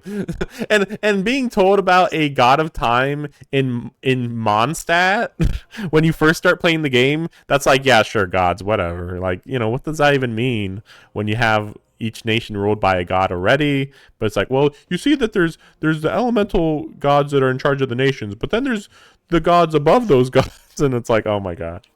But yeah, I heard about the Heavenly Principles being separated into, I heard it with 3 actually. It's all in the books. It's all in the books. Haven't you read the lore, bro? It's basically just one giant Bible. the sacred Genshin lore. So if you want to contribute, just cheer us on, alongside all the people of Natlan. For the Traveler, I'm sure your words of encouragement are among the most important. But yeah, I assume that the Shades of the Heavenly Principles is going to be like, well, yeah, I don't know when that's going to come up, actually. Yeah, I mean, I'm sure it's going to be like what the entire end of the game is going to be, but I don't think it'd come up in Snezhnaya, and maybe it'd come up in Canria. Yeah. Oh, Pointed. I thought they were just parts of the Primordial one, logically. Wait, isn't the Primordial one the heavenly principles. Yeah. I keep forgetting that Conria is actually supposed to be an entire nation that we're going to visit, which seems weird because, again, like, isn't that just where the abyss is? Like, how's that work? Like, I thought that they, like, Conria, like, sunk into the sea or something and just was completely overtaken by the abyss. And then, like, yeah, when would we go up to Celestia, you know? Okay, yeah, you don't know. And I mean, who does? That's the thing. That's the thing. You know, if all you needed to do to understand the lore was just read all the books, you know, maybe I would read the books. But then the second that it's like, okay, but what about this question? Oh, we don't have the answer to that yet. It's like, oh, okay, great. Yeah. Exactly. Yeah. Oh no. Well, yeah. I actually just read today or yesterday that that 6.0 is not going to be Snezhnaya. Which I'm not surprised about because I'm like super into world building. And there are a lot of pieces of the map to go over. I still have to actually release this one video where I was like really showing the out of map areas because like I really like seeing the unfinished areas and then you see what it looks like once it's finished. Like, man, I cannot imagine what it's like for somebody starting the game and seeing Fontaine immediately. Like, you can see Fontaine so early in the game. Whereas, you know, I was there on day one when it's like, you just see like vague hills in the distance. Exactly. I mean, Mondstadt, we always knew that they had to. I mean, apparently there was a whole night order that went for an expedition into Snezhnaya. We still don't know any more information about that. With Alice's mother, or no, Alice was Alice, who is Klee's mother, right? Yeah. So they still haven't went into that, but I was assuming, oh, they'll release that extra northern part of Mondstadt right before Snezhnaya, but then apparently that's not going to happen. I mean, and then yeah, there's so much Natland to fill in, and then they didn't finish Fontaine for no reason. I mean, they didn't even put the edges of the waterfall area. Yeah. Who needs horses? Wait, does that imply that maybe they are trying to say that when we meet up with Svarka, that's going to introduce horse riding into the game? Because remember, this is, at the end of the day, a clone of Breath of the Wild, where they do have horses. That would be crazy if you could just ride. I mean, to be fair, it wouldn't really help you traverse the mountains and stuff. So, like, hey, if you just want to travel the roads faster, right? I mean, again, like it makes sense only because, you know, the horse can't go in deep water, it can't climb mountains, and those are like the two actually difficult parts. You know, the actual cope would be believing that you're going to be able to fly at some point in the game. And I mean, if they ever introduce that, that's going to be at the actual end of the game. Like, literally, you go to Celestia, and then you can just fly from that point on or something. Horses attached to a character. I mean, yeah, I mean, that's true. Oh, that's true. Because that wouldn't make sense, because then, yeah, you have all the people with Night Soul who are all about traversal, and it's like, oh, but everybody gets a horse now. And it's like, Mavwika's like, what? Well, no, but to be fair, Mavwika still has her motorcycle, which can do a lot more than just drive on a road. You know, it can go over the water and stuff. So that is a pretty big difference. But yeah, that would be a little too much if they just said, no, only one character gets a horse. We'll do all this horse animations and stuff just for this one character. Like, I don't know about that. Yeah, exactly. There's a lot of stuff. Yeah, like imagine doing those motorcycle moves with that horse. Yeah, I don't think that's gonna work out too well. The most important? Really?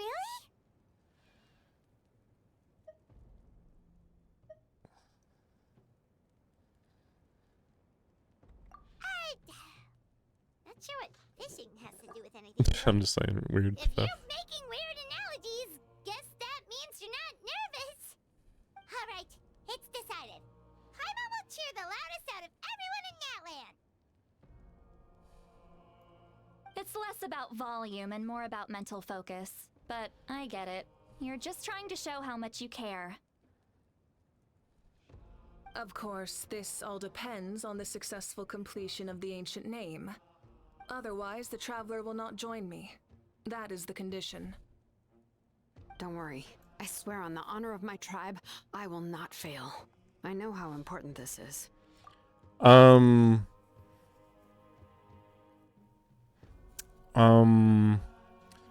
Paimon,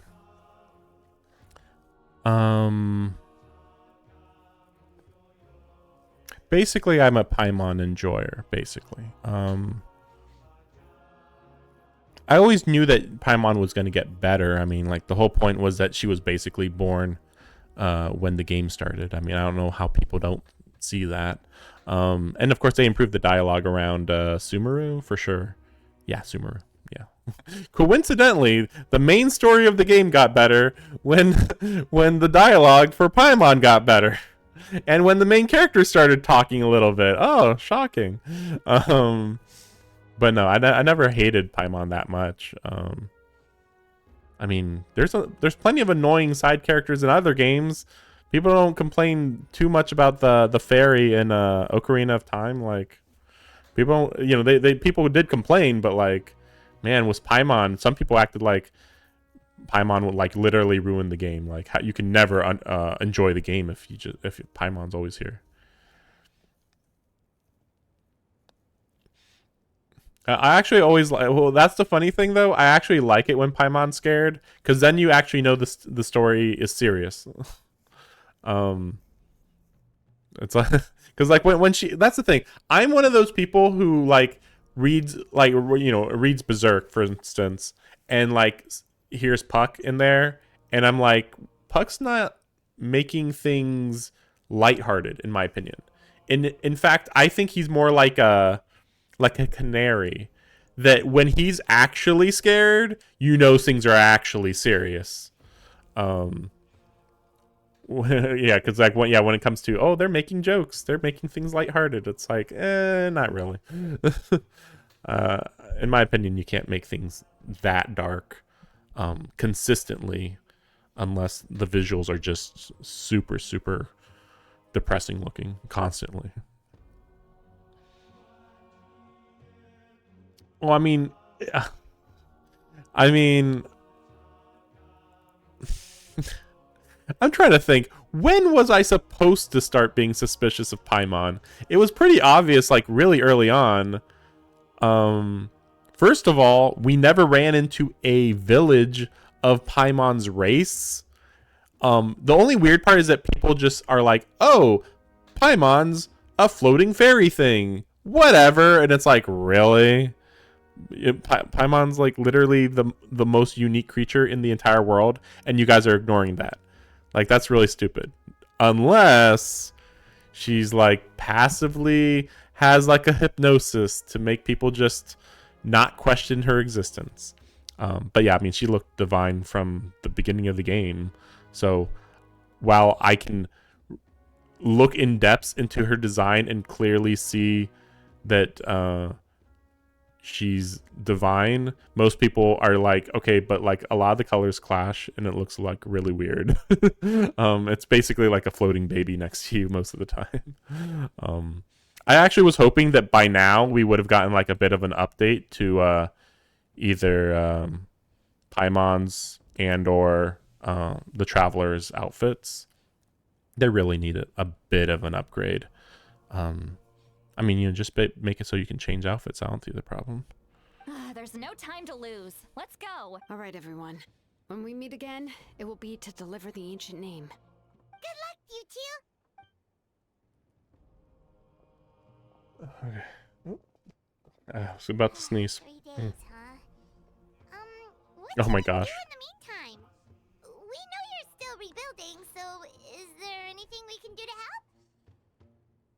Like, There is so many parts to Paimon's design that I have over time subconsciously just ignored. Like all the pink parts on her, I end up ignoring, even though she's literally wearing a crown on her head.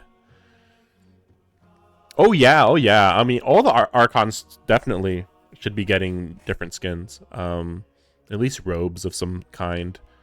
Oh yeah, that was part of my problem with Farina. I like Farina, but the more I looked at her outfit, the dumber it looked, in my opinion.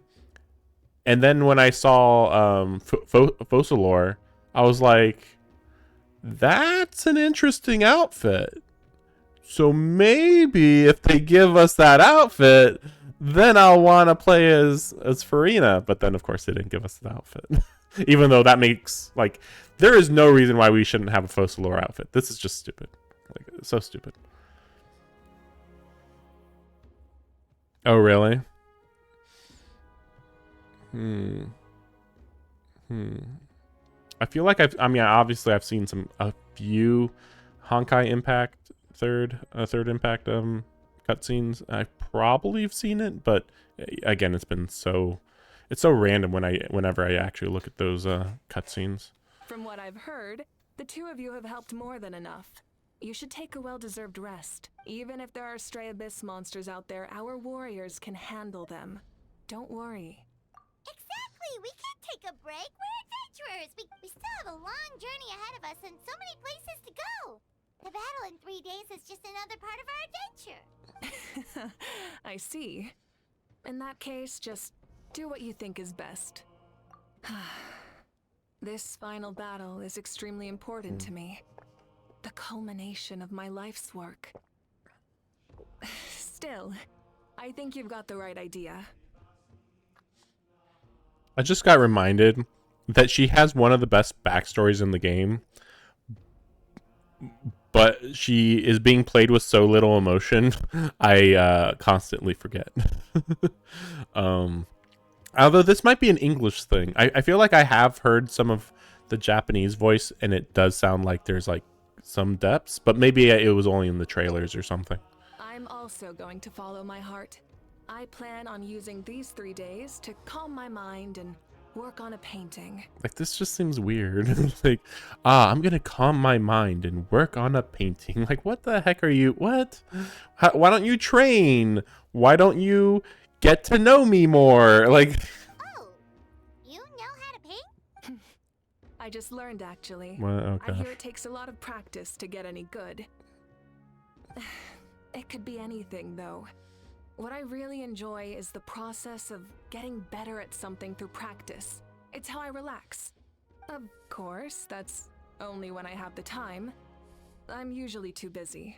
And that's the other weird part. There's way too many times that you hear, oh, the Archon's so busy. They're so busy, aren't they? Let's go through this real quick, shall we? Barbados. Venti. Not busy. Partying 24/7. Zhongli literally doesn't run his country.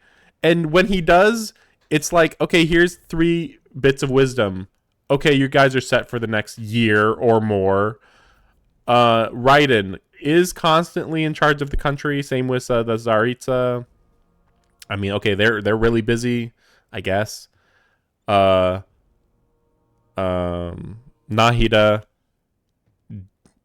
I mean, now that she runs the country, I don't think she does that much. I think she just kind of delegates a little, or like mostly the humans are in control. I think Focalor, she can do stuff, but she wasn't really running the country ever. Oh yeah, Nuvalet was the one in control. Oh yeah, that's true. Raiden also. Okay, right. Okay, Raiden does that. Okay, yeah. So, okay, so yeah, Raiden, Zhongli, and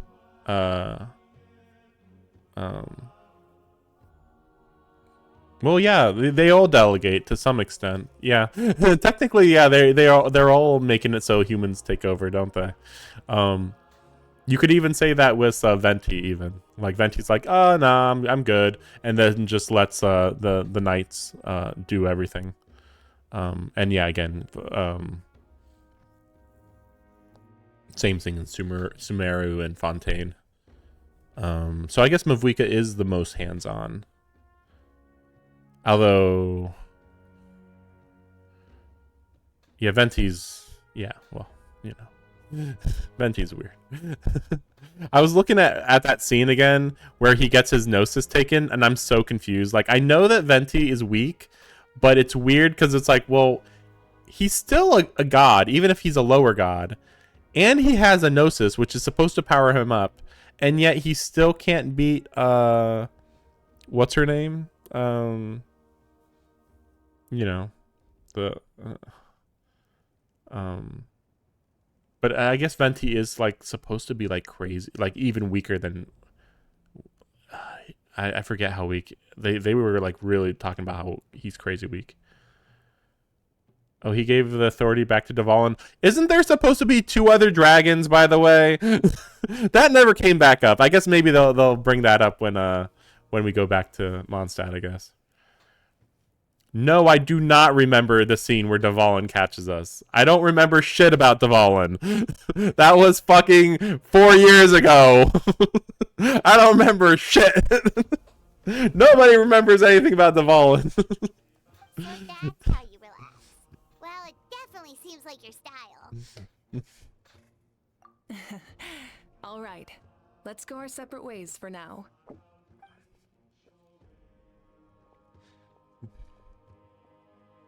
So, if Muika relaxes by working really hard at something, that basically means she never takes a break, right? Wow, she's definitely something else. Yeah, alt accounts. Yeah, I actually considered doing an alt account at one point. And then I was like, but then I'd have to go through the story again, and you can't skip through the story. So it's like, that seems like a lot. Yeah, that sounds about right. Yeah, the sparkly Animo orb. Sure. I mean, I don't know what that means, you know? I'm still confused about Dvalin, you know? Like, especially learning about dragons later on in the game and everything with dragons later. It's like, wait. But, oh yeah, wait. Does, I forget. I remember looking this into this later. Is Mondstadt, I heard that it has 3 dragons, I thought. But I also then later heard that maybe Dvalin is the only dragon now, because like the other 2 died or something. Yeah, Asdai is the Geo Dragon. Yeah, I mean, you could also though say that Zhongli was a Geo Dragon. I mean, we saw his body, and it looked like a dragon. But I mean, Zhongli can't be a dragon though. Yeah, that's right. That makes sense. But Zendaya can't really be the dragon either. No, I don't think so. The more we learn about dragons, I don't think that's how that works. Yeah, the Electro Dragon, we don't know, yeah. That would be funny if the snake was just the Electro Dragon. Which reminds me, again, I was like, when I was deep diving into the lore, like the reason why the snake was killed was because it read some forbidden history. It's so silly. Like it read the forbidden history, and then Celestia's or the Heavenly Principles is like, "Oh, you gotta die now." And then the snake's like, "I'm so offended. I'm gonna attack this island over here." It's like, what? That has nothing to do with the Heavenly Principles. Why would you attack that island? Oh, okay, yeah, I see what you mean. Oh, yeah. I mean, it has been said that Zhongli is the oldest Archon. So, yeah, he could be a former dragon. I mean,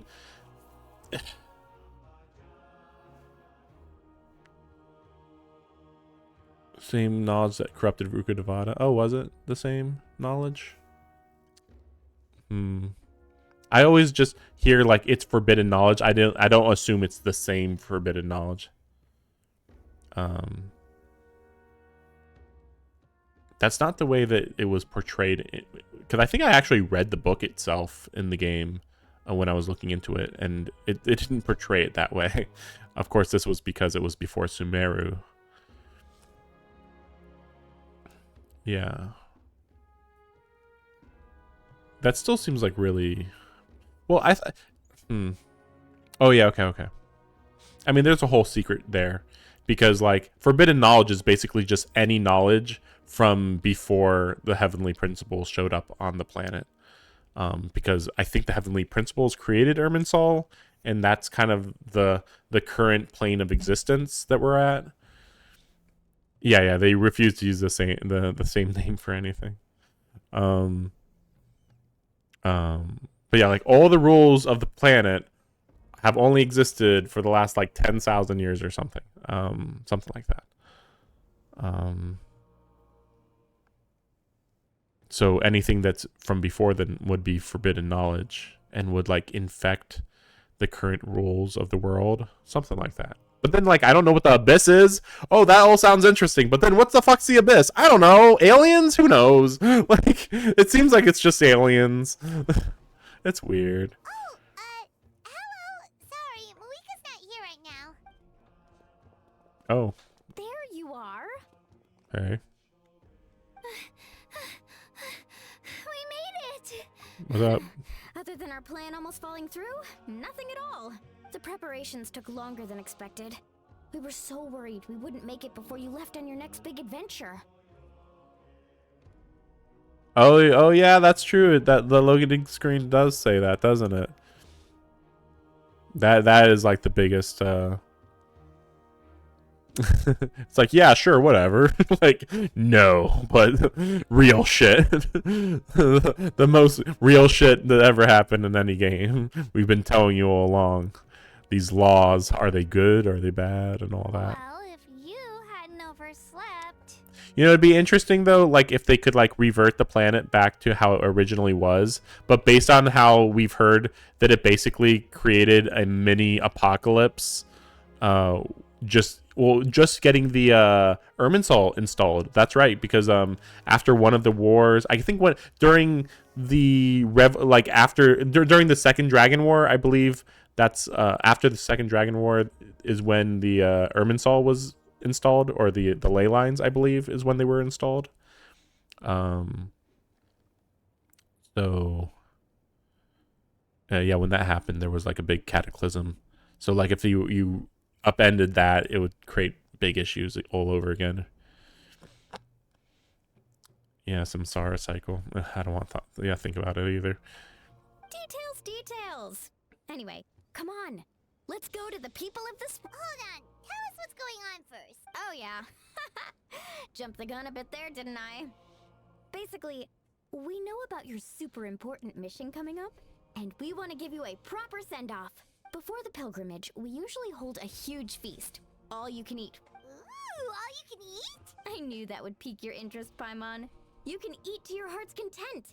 You won't want to miss out, I promise. Of course, there's not just meat, but also all kinds of fruit, vegetables, desserts, drinks, you name it. You won't be disappointed. That sounds amazing! We're in! Well, the best adventurers know how to go with the flow, right? Plus, it sounds like this feast is in your honor! If you don't show up, everyone's hard work will be for nothing! Wait a second. Oh, I did not read Skara's birthday letter. Look at the symbol on Paimon's chest. Remember the 3 shades of the Heavenly Principles? The Trinity. All part of one God, perhaps?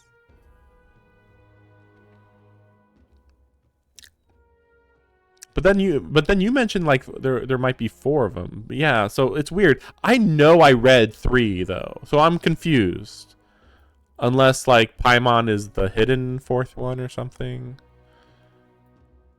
I don't know.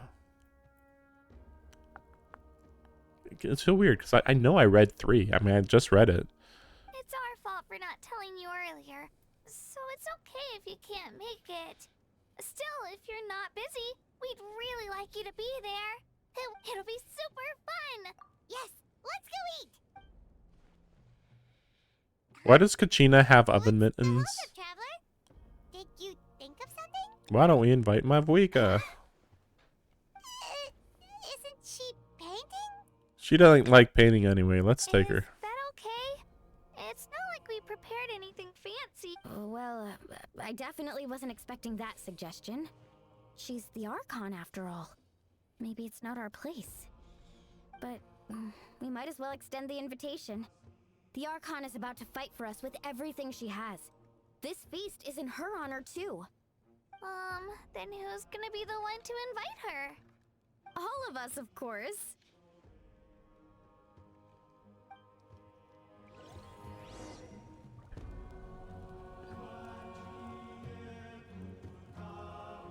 Wait a second. Wait, where? Oh.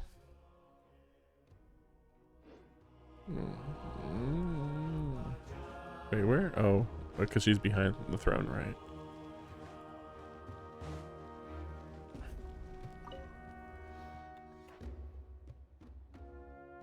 Come in. Oh, it's you four. Is there something you need? We're here to invite you to the people of the Springs for a feast. Ah, I see. This is a special kind of feast, isn't it? Exactly. It's a tradition to hold a feast before battle. We couldn't miss out on this opportunity. It's our way of cheering you on. Plus, I always wanted to do something to thank you for saving me from the Night Kingdom. That was my duty. Besides, it's all in the past now. You don't owe me anything. Although, this feast does sound rather interesting. So you'll come? Of course. No need to notify Amina in advance. I'll just surprise her. You don't need to turn this into some kind of grand banquet on my account. I'll try my best to attend as an ordinary person, not an Archon. It's not like you're the type to pull rank or something. True, but my presence changes the way people act. I just don't want to spoil the fun. A lot of things can change once an Archon is involved. A barbecue is best fresh off the grill. And still, people will insist on waiting for me to eat first. Oh yeah, Paimon can see that. Don't worry. I'll jump in if that happens. I can throw manners to the wind, no problem. Which? Oh yeah, the Google Doc. Wait, to Google Doc. Which Google Doc? I think you mean the. I was trying to post the stream chat on, but it wasn't really working, and I think I have to fix it a little bit. I assume that that's what you meant by the Google Doc. Anime list. What the heck?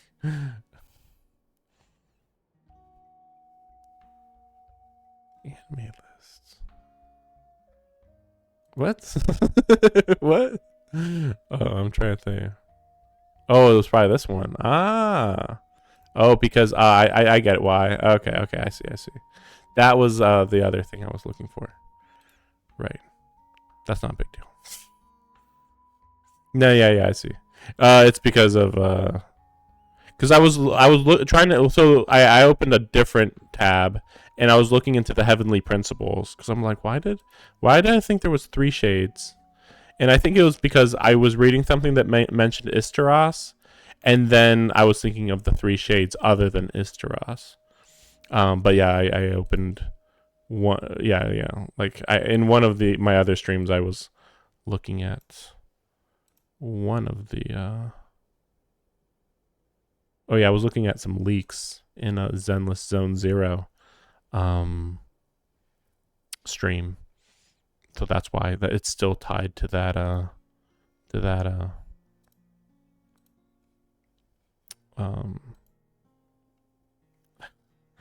that web page or whatever. Sheesh. Actually, let me see.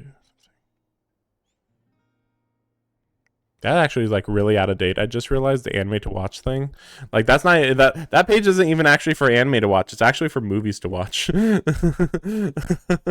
I keep like that's a really old doc. but yeah, I always update it. But yeah, that just happened to be on the page. Actually I might as well just close that. That didn't even matter. But there's still 3 moon sisters. Moon Sisters. I don't remember. Yeah, I know the word. I know 3 was used at some point, but yeah, I'd have to like read through everything. I think. I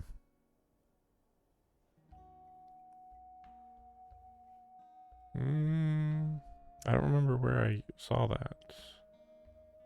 I'd probably have to like get into it more in order to remember where I was even looking at.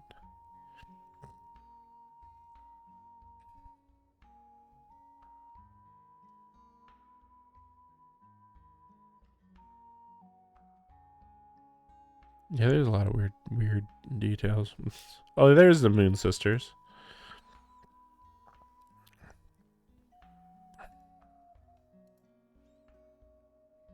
Oh, Morax is over 6,000 years old. Well, it says the Moon Sisters were slain in a... Well, yeah, there are 3 sisters. But yeah, they were slain in a calamity. Oh, well, that's just a... Well, see, that's funny, because that one's just a typical...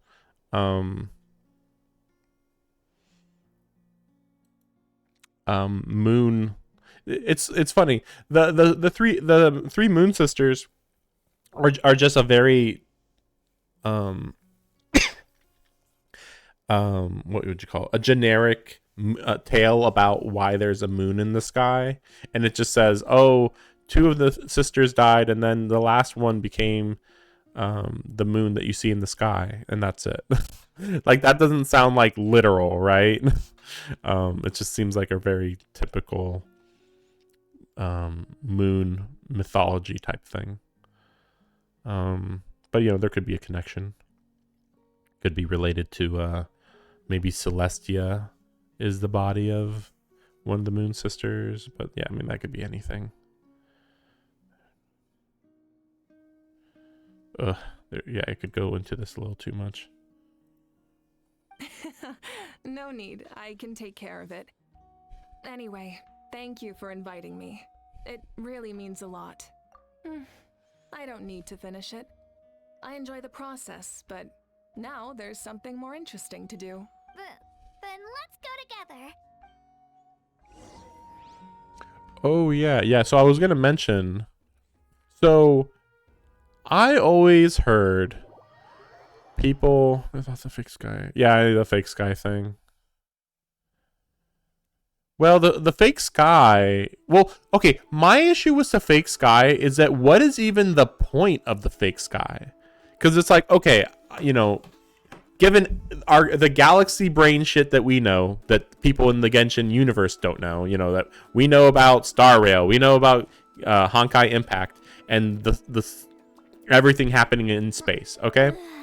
But how does putting a fake sky mean anything? You know, like, what are you trying to hide? You know, logically they have to be hiding something, but like, what would you even be hiding? Even if you like, even the most insane thing imaginable, so don't get any, get to work. Even the most insane thing that I could imagine still doesn't quite make sense for, you know, why you would need to hide it.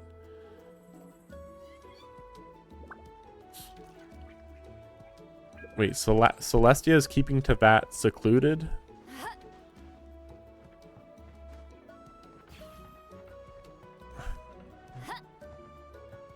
Yeah, I mean, that's still too vague. Yeah, that, like, you can't even you can't even like workshop an idea why that would be the case. Like, that's the weird thing that I see.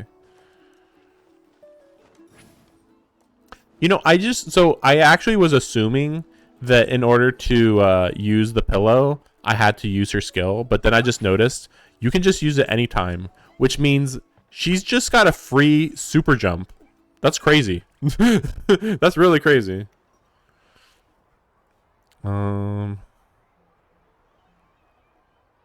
So yeah, Shilonen gets free horizontal movement, and she gets free vertical movement, which is entirely superior to Auroron's vertical movement. Ugh, you're kidding. Another one? Oh yeah, so this has happened several times to me. When I'm playing a new patch, one of the characters is always muted, and I have no idea why.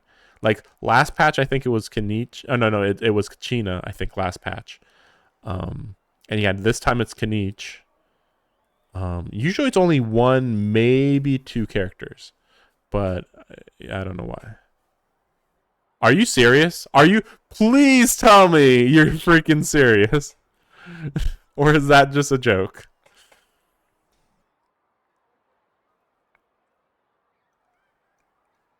But this is just a small send-off. What are we going to do with all this stuff? Then again, I understand where they're coming from. I'll deal with it. What a headache. If this continues, half of this stuff's gonna go bad before we get to it. But wait, but then why is Kachina available now? Because again, like it's not even like consistently the same characters that are that were silent. So like again, before Kachina wasn't around, but now Kachina's back. And yeah, Kanich is still gone. Okay. Yeah, okay. Yeah, I guess that solves it. Huh? You're here already? And you even brought the... So at least I know that I'm not crazy. Because yeah, I thought I'm like, am I just crazy? Because I'd look up everybody else's streams, and of course everybody's using Japanese, so it was hard to tell.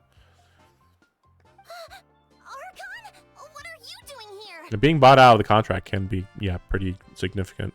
We invited her. She agreed to come as a surprise guest. Oh yeah, and hopefully they explain in this patch why each village is a different element. Like, what could even be the explanation on that one? Paimon was the first to be moved? Oh, really? Well, yeah, because she's too important. She's basically... Paimon's the main character, let's be real here. Surprise is putting it lightly. Sorry. I'm happy you're here. It's just... But yeah, why is Natlan, like, lacking in fire vision users? Hopefully they answer that here too. No apology necessary. What's going on? Well, I started spreading the word about the send-off, just around the area like usual. A lot of people are still busy repairing their homes, so I didn't think many people would come. But the turnout has been overwhelming. Not to mention, we've received a small mountain of deliveries. There's no way we can use all this stuff. Oh, really? They haven't been moved yet? I mean, to be fair, they get very few lines. I wonder if that... wait, but isn't Lumine gonna talk in this patch? Like, clearly she has to talk in this patch. Yeah, I was gonna say, yeah, Lumine's gonna talk. For sure, yeah. Eon-san. Yeah, that's right. Eon-san was one of them. Which, to be fair, I wasn't a big fan of Kenichi's dialogue anyway, so I was like, well, this is literally a perfectly fine character to not be talking.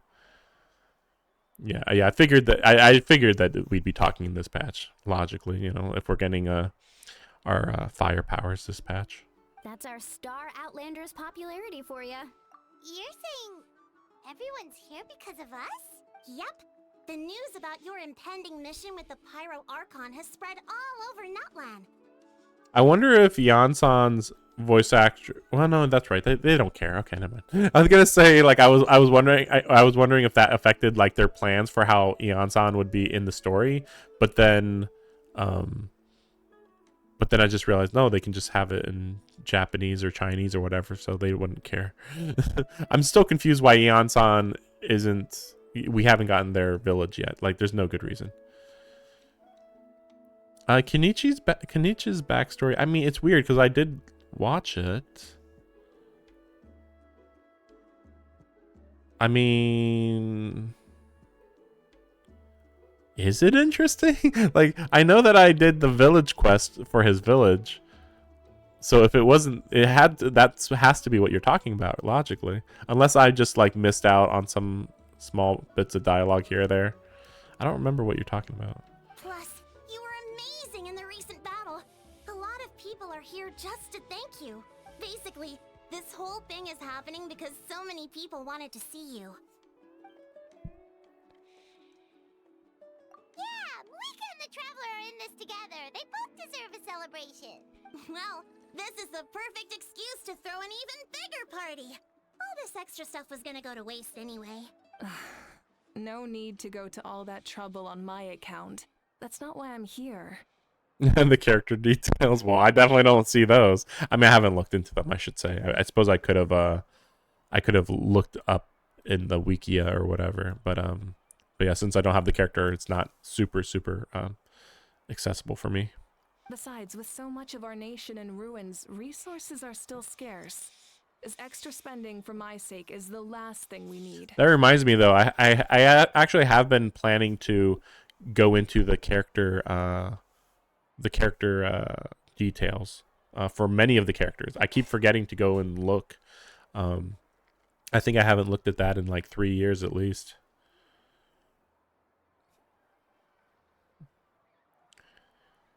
Okay. That seems kind of weird in the context of this this world. Like, you know, divorce doesn't really or well, I mean, I guess it's not divorce technically, but yeah, like family issues don't really ever pop up in any serious way usually. So it's kind of weird to just, I guess, yeah, in the writings they can just kind of put whatever they want since most people won't actually see it, maybe. That's true. Party planning isn't easy. I can handle the big picture, but I'm not used to dealing with the finer details. That was always Auntie Atea's job. Sorry. I'm just feeling a bit in over my head. I mean, if I start thinking about everybody's parents, I feel like it starts getting really confusing. Like, it's already weird enough that Mavuika like had a full family, because it's like, am I supposed to be thinking about everybody's family when you have whole regions where people just don't have mothers and fathers, you know? Or, you know, like sometimes they'll mention them, but usually they won't. Are you fucking... Oh, yeah, no, I do remember the Jean and Barbara one. Actually, that does sound a little familiar. Though, to be fair, I mean, in that case, both of them are related, so it was clearly something was going on there. Since, yeah, they don't talk much. They act like they just... We're so busy. Like, really? Like, you live freaking a block away from each other. You can't just go and have freaking lunch sometimes? Like, oh my gosh. Yeah, not part of the main story though. Except for Mavuika, seemingly. A little. I guess not even that much though, to be fair. But it's weird. I'm just saying it's weird that a lot of characters don't even mention their parents. Like, I don't remember hearing anything about Ayaka and Ayato's father and mother. Like, they, as far as I know, the stories might as well say that they're dead. Even though, like, them two seem... I mean, Ayato could be in his 30s, I guess, but Ayaka definitely feels like she's like 20-ish at most. And yeah, I don't remember them talking about their parents. And Ayato, I think, is, yeah, he's the head of the family, so logically their parents are either retired or dead. Oh, is Ayaka's... To be fair, I haven't heard Ayaka's story since 2021. Yeah, so it's been 3 years, yeah. and also I was never a big fan of Ayaka in the first place, so I don't even know if I was paying that much attention to it, let's be serious. Oh, speaking of Atea, how is she? Is she feeling any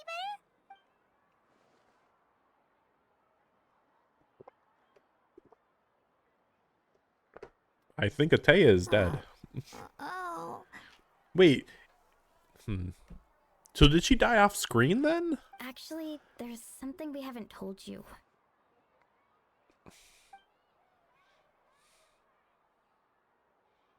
Auntie Atea passed away not long after the attack on our tribe. Oh yeah, they did show. Wait. So then does that mean that we haven't returned here since the attack on the tribe? Timmy's dad. Oh gosh, the Timmy lore. Yeah, I know about the Timmy lore. That's a whole thing.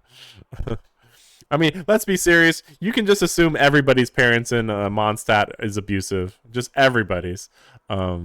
Diona's dad to some extent. What's her name? I don't remember. That nobility girl in Mondstadt. I'm pretty sure she mentioned her parents being extremely controlling. What? When you brought me her talisman, I knew her end was near. Luckily, I got the chance to see her one last time. She was a hero to the very end, even though her body was at its breaking point. Yeah, She showed no pain or sorrow. You know, I still can't believe that moment when they introduced Yola into the story. I was just like, "What? We're just doing a full-on nobility, nobility in Mondstadt." Because like I think before that, I never thought that there was nobility in Mondstadt of any kind. I just figured, oh, this is the land of the free, right? Like, the knights run everything, and otherwise it's like a communal type of thing where everybody kind of gets along pretty much. Nope. Their aristocracy is alive and well. And it's like, well, wait a second. If they have nobility, then who's the freaking king of Mondstadt? Like, what? Oh, the manga, of course. Oh, I don't even want to think about the manga. Oh my gosh. Oh gosh. Which, I mean, like, I think it's actually pretty good. But, like, it's just another thing to read. Just another thing. Like, what? We don't have enough game to put into the game? We got to put into other stuff? Like, In her final moments, her thoughts were entirely with her tribe and her people. Yeah, just wait for the anime where we get the true lore, too. I mean, like, you know, the manga is just like another thing on the pile of other things to read. Like, again, like I have the character details to read. So character details, manga, lore videos, or looking up the wikia for the lore, doing the actual story, doing the side story. Like, at least I'm doing the main story and the side stories. Like, that's something that a lot of people don't do. Let's be serious. The Switch port. Well, the anime should be coming out this year, probably. Yeah, I mean, I think it's unconfirmed though, to be fair. Gatherings like this remind me of her and the parties she loved to organize. So I decided to attend in her memory. We didn't mean to hide anything from you. It's just, there was never a good time to bring it up. Cheer up, everyone. Auntie Atea wouldn't want us to remember her with tears. Parties like this were her specialty. But now, it's up to us to carry on her legacy. So we can't let her down. Believe me, she has high standards. Oh yeah, that's true. That would affect the voice actor strike would affect it. Well, to be fair, voice acting is the very last thing in an anime, so like they could have the strike all the way up till like a month before they actually have to air the anime, I think. And heck, if they really wanted to, they could just recast them, right? So. Yeah, that sounds about right. So, come on. Let's get to work, everyone. Oh, Chief Amina and our guests of honor excluded. Kachina can each time to go. Wait, you don't have to drag me.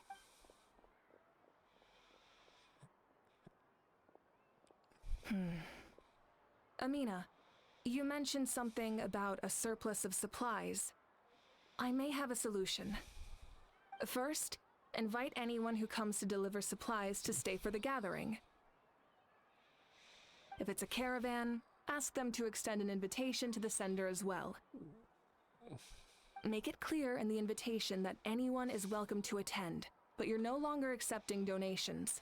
In addition, all leftover supplies will be purchased by the speaker's chamber, sorted, and donated to the appropriate areas. That would be such a big help, Archon. Thank you. I'll get on it right away. Amazing plan, Malika. It was clear, concise, and organized. But, weren't you trying to keep this small? I don't mind increasing the size of the gathering. I just didn't want it to be because of me. My approach to problem solving is always the same. Different solutions lead to different outcomes. The method may change, but the right choice is always grounded in logic and reason. Whoa. Hana feels like she just learned a thing or two. Well, should we take a walk while everyone finishes the preparations? Sounds good. A casual stroll can be hard to come by. Let's go. I mean, I feel like she's not really necessarily a humble queen. She's more of a... She doesn't view... I don't think she views herself as leader so much as just like... I feel like she views herself as like the interim leader. She's like, oh, you know, I'm just here for now. So, you know, she just wants to kind of meet expectations, and that's about it. But then that also means that she's not trying to necessarily improve things unless it's related to that big plan that they have from the past. Hey, sorry for the wait. Setting up the venue. Home stretch, Yes, then we Coach. feast. Are you still helping rebuild the tribes? More abyssal corrosion syndrome people. Yeah.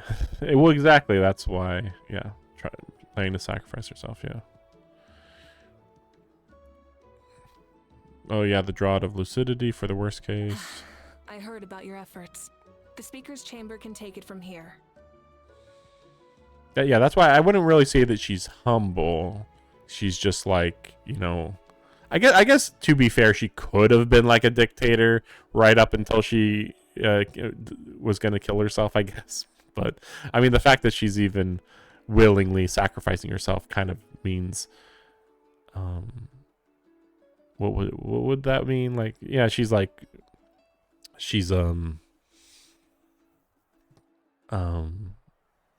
servant to the nation, basically, is how she views herself.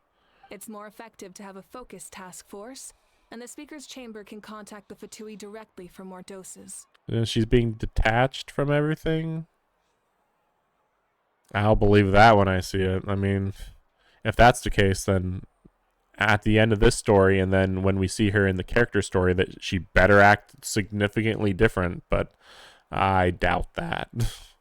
I think how she's acting right now is exactly what the writers believe is a really cool person. She's just so cool, guys. Don't you love her? She's so cool. And it's like, yeah, but she doesn't really have much personality. But they do that. Oh, that's true. They do that a lot, though.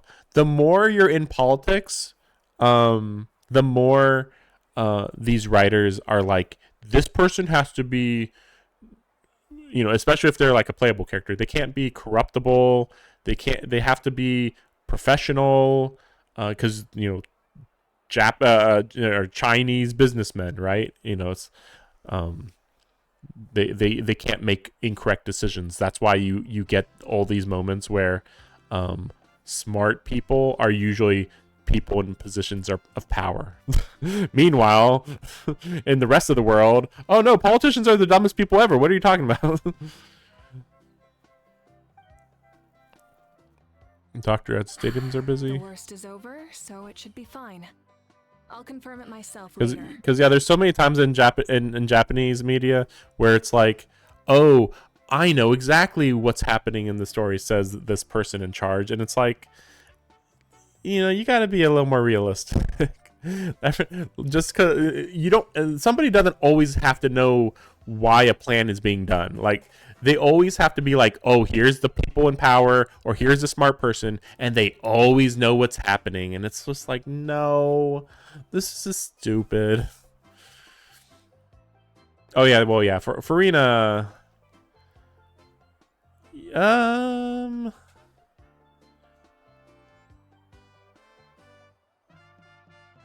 I don't know if I'd connect Mavuika to anything in Fontaine.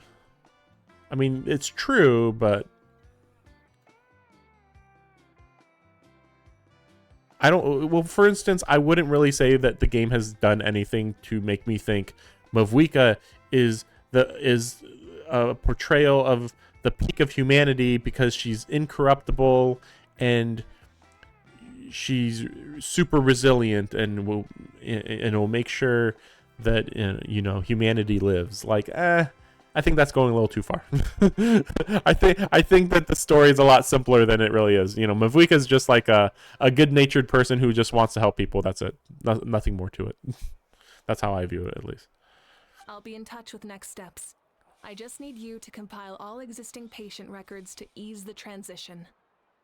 I mean, literally, her motivations are her basically dead sister wants her to help make the nation a better place. That's it. Like this is like such an altruistic person. It's like, am I really supposed to even think about what they're doing? Like, they're just a tool for the writer. She, you can say, well, she has to sacrifice her life, but at the end of the day, like, if she didn't sacrifice her life, then presumably the nation would be doomed anyway. So, okay, sacrifice your life and die, or don't sacrifice your life and probably die anyway, like, or something like that. I guess, yeah, I don't quite know what would happen if she doesn't sacrifice herself. I thought that the nation would just go back to being in danger again, eventually, at least. Oh, okay, well, Venti and Zhongli were part of the same patch, though. Let's be serious. They were definitely supposed to be, like, complete opposites in how, yeah, they're different.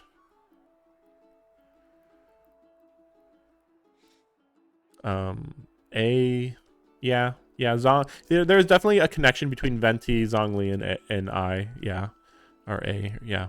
But then after that, I wouldn't really connect the dots too much, because I think after that, they're just coming up with characters and nations more on the fly. Whereas, yeah, they wanted the first three nations to be linked in a way.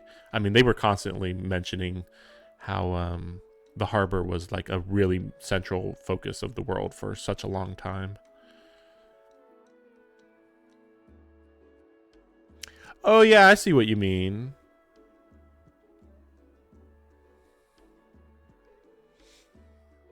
I don't know. I still wouldn't really compare Farina and Mavuika, though. It makes sense, yeah, that they're basically doing the same thing. Okay, no. Okay. In this way, they are opposites in a way, but I think it's much more interesting with Farina. Farina didn't know that there was a plan to solve everything. She was just supposed to suffer for 500 years and figure out some vague plan. I mean, she wasn't even... Okay, let's be serious. I'm pretty sure Focalor didn't tell her, hey, solve the whole crisis. Like, I'm pretty sure she just thought, hey, just act like a normal water archon and, things will work out. And she was right. It's just that... logically, Farina was thinking, well, I gotta try to prevent the disaster, though, right? And she couldn't ask Focalor, how to do that. But yeah, whereas Mavuika has been dead for 500 years, and now she's alive, and the whole time there was always a plan, and she's basically like the equivalent of Focalor. Actually, yeah, her and Focalor, actually. I don't know if Mavuika is the one that created the plan. I thought it was the previous Archon, actually, just like Farina and Focalor. But I'd still put Mavuika as being similar to Focalor in that they're both like, we know the plan, and the plan is for us to die. You can say that you have to have a certain mental fortitude to be willing to sacrifice yourself.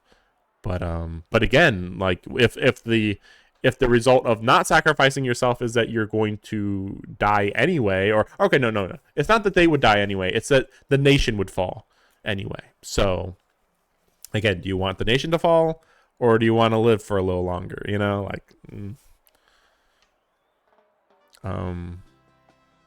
But yeah, I was under the impression that Mavuika didn't create the plan. It was the previous Archon, I thought.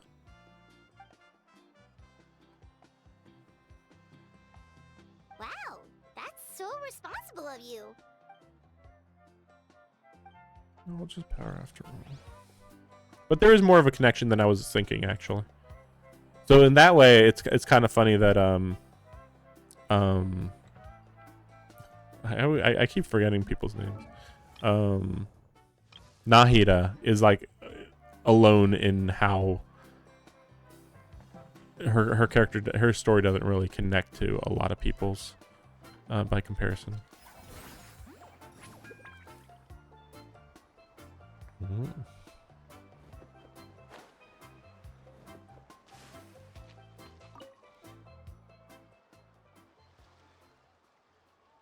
Chaska? Hello, Archon. I'm, fishing. Oh, doesn't look like the fish are biting today. Yeah, it's okay. You don't have to walk on eggshells around me.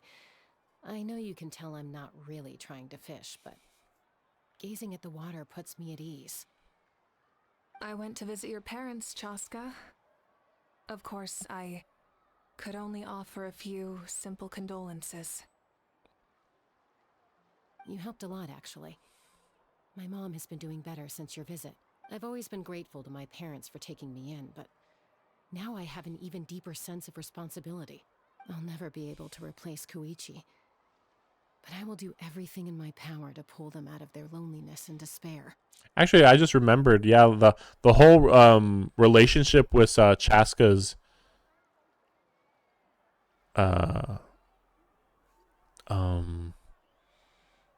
what's the word?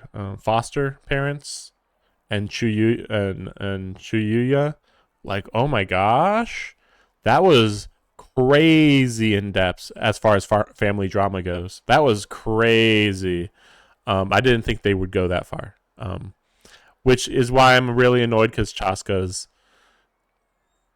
emotions weren't really coming through very much. I feel like they should have. Well, yeah. Again, yeah. Chaska's kind of neutral when it comes to a lot of emotions she has. That's exactly what your mother is worried about. She doesn't want you to push yourself to make up for their loss. After all, it's your loss too. Yeah, you're right. That's true. The first three were the old Archons, and the three other ones were the new ones. That is weird. That is odd. I didn't think about that.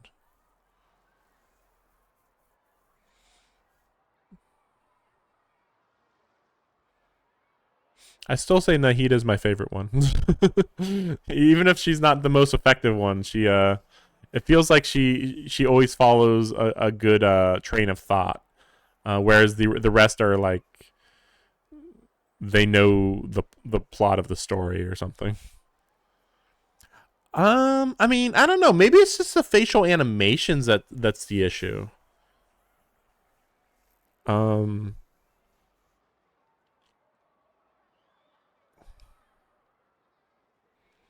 Or maybe it's because she sounds older than she really should be.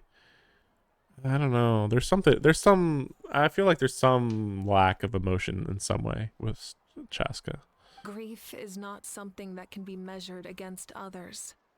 You don't need to make amends, Chaska. Your loss is a tragedy. In any case, they've always loved both of you. There's no need for you to become Koichi when they love you just for yourself. Yeah, Koichi. Yeah, don't put too much pressure on yourself. Thank you, everyone. Sounds like I owe my parents a... That's kind of weird because we already did the whole thing with her and Koichi in her tribe quest. But you know, obviously not everybody did the tribe quest, so. Yeah, I know, she's supposed to be reserved, I know. But I also kind of was under the impression that she had kind of overcome the abyssal corruption. Also, I kind of felt like she could maybe let loose her emotions a little bit during the tribe quest. Or a lot more than normal. considering how strenuous the situation was. But they're kind of acting like after the main story, well, after Koichi died, they're acting like Chaska's completely overcome the abyssal corruption. They haven't shown her be at risk of it. So it's like, well, it seems like she could have shown a bit more emotion when she's, you know, when they're doing everything that they were doing in the tribe quest. Nothing. We're just taking a look around. What are you up to? Rebuilding the village.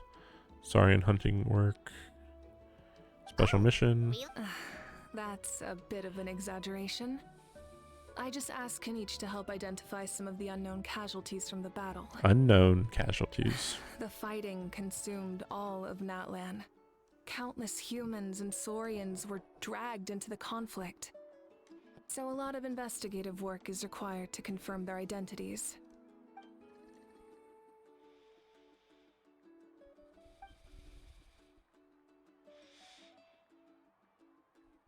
Is he supposed to be detective guy? I feel like he is, because like his tribe quest I think was also related to some detective work, but he just feels like Because Natlan's heroes his deserve to be remembered. he barely has emotions, in my view. Still, even if he's justified to have very limited emotions, he's tracks Saurians, identify the bodies, whatever. Oh yeah, okay. He's a tracker. Okay, that which is kind of like a investigator to some extent. I mean, I guess we had to have some people who are more reserved. Maybe it's just that I like reserved characters when they're not Asian. Because reserved Asians just feels like the most typical Asian pedestrian of all time.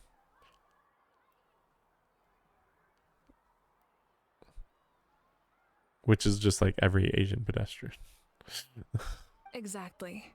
That is how we, as the living, respect our heroes and the values of their lives. I mean, okay, because I've watched a lot of anime.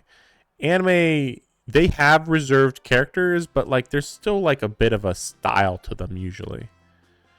Zhongli is weird, man. Zhongli might be the most fascinating character in this entire game.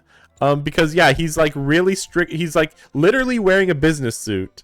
He's just a Chinese businessman, but he's also got such a quirky streak. I mean, this guy fucking works for a funeral parlor, and his boss is Hu Tao. Like, you don't get much more freaking crazy than that. Oh yeah, Xiao. Well, I wouldn't say Xiao is too emo. I would just say he's too. No, I don't know. I mean, oh man, there was so much story with him. I definitely got used to him after a while. I would say I went from I never hated him, but I went from not liking him to being neutral. I'm just like, okay, he's okay. Like, it's not like he didn't have his reasons for acting the way he did. I just don't think he's a particularly interesting character, though. I'm trying to think, like, who's the most emo character? Usually I like emo characters. That's the other thing.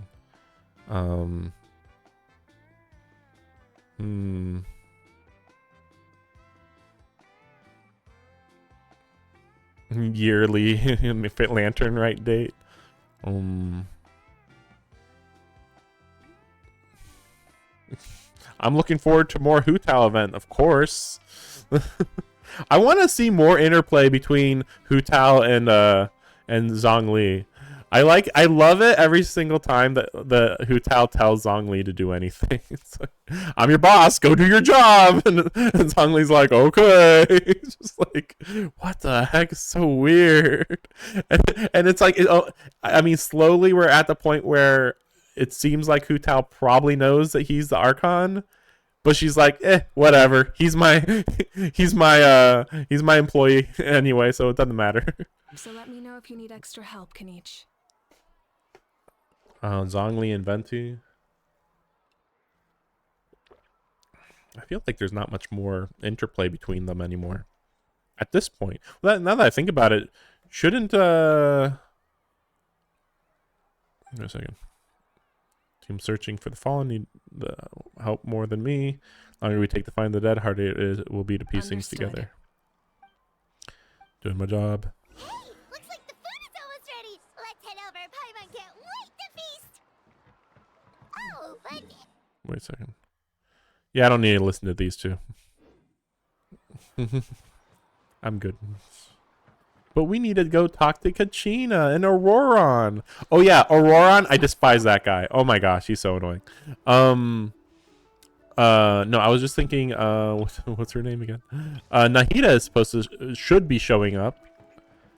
And maybe they'll also bring over Farina for this lantern event. Actually, when does the lantern event happen? I noticed that it wasn't over here yet. So maybe it's in like the second half of the,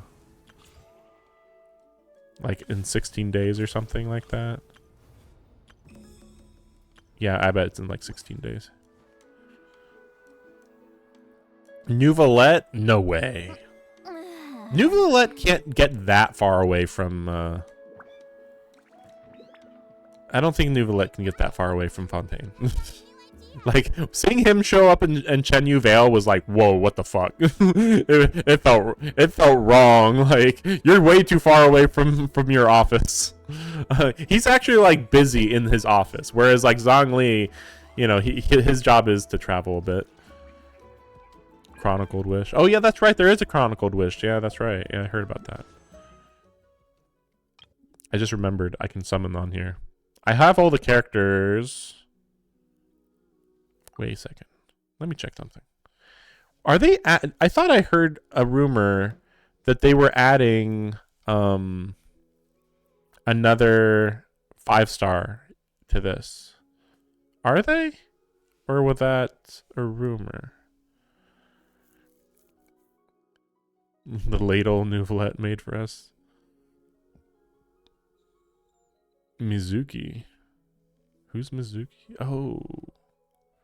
Wait, is that soon though? Oh yeah, well yeah, maybe next patch, right? Maybe. Okay, I better hold off on summoning then, if that's the case. Might as well just hoard these. Actually, that reminds me. I can use the rest of the ooh crap. Buy the rest of these. Yeah.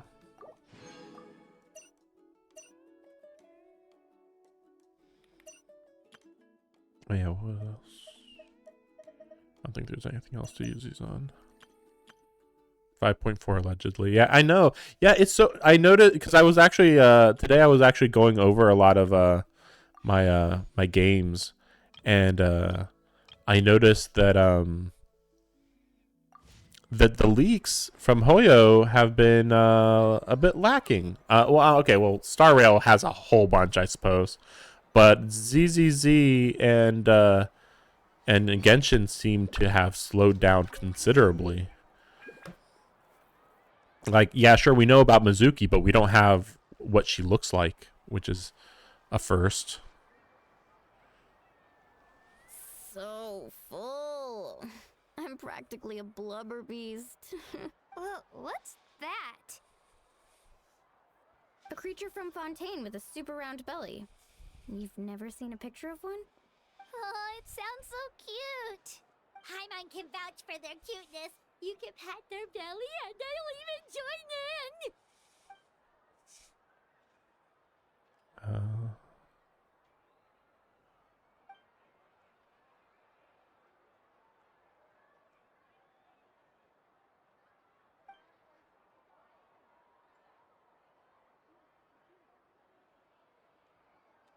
Let me see. Do we have her character design? I just keep seeing, let me go see. Mizuki.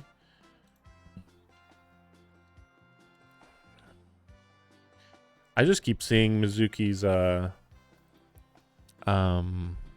there it is. Wow. Yeah, I just kept seeing her, her silhouette. It seems like unless, because I was just typing in like Genshin leaks, and when I type in leaks, it would it would just give me the silhouette. In fact, it's funny when I typed it into my search bar, one of the articles don't necessarily show the character design, but right at the top of the page it'll show the design. I don't go on subreddits. Too much. I mean, I don't like going over there every single time. When I start going over there, they start recommending me to go back over there over and over again. I'm thinking Genshin. Yeah, leaks. Start getting too many targeted ads. Let's see.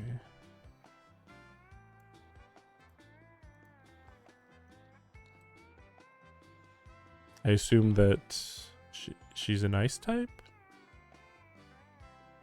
Wait, is she? Oh, Animo. I wouldn't have guessed that. She looks like a healer.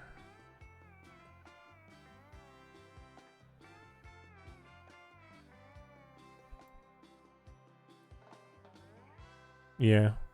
Yeah, EM healer. Think about that. Like, so the two Animo that are in the standard banner are gonna both be healers? Or is technically Jean supposed to not be a healer, even though she can heal? Maybe she's supposed to be a sub DPS or something, and I'm just not aware of it. I always viewed her as a healer, at least. But it'd be nicer to get a different 5-star, because like I think I have all of the 5 stars. Maybe now, because I just got D-Luke recently. Yeah, no Geo.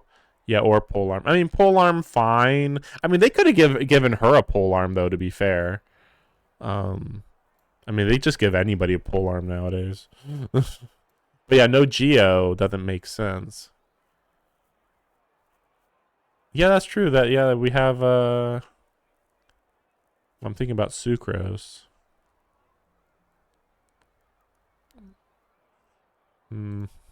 Oh yeah, and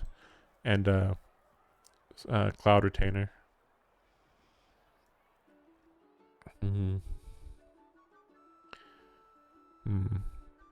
Maybe she'll look. Well, I haven't seen her in 3D. Let me see. Maybe they have it in the leaks. Yeah, I think a lot of leaks have been coming out only recently too. That's the other thing. Oh yeah, I forgot Scaramouche is a Catalyst user. Yeah, that's right. Hazo, I don't want to talk about Hazo. Hazo doesn't even need to be an Animo user. Like, just make him a Lightning user or make him a Fire user. Sheesh, he could have been anything. Shannon, yeah, Cloud Retainer.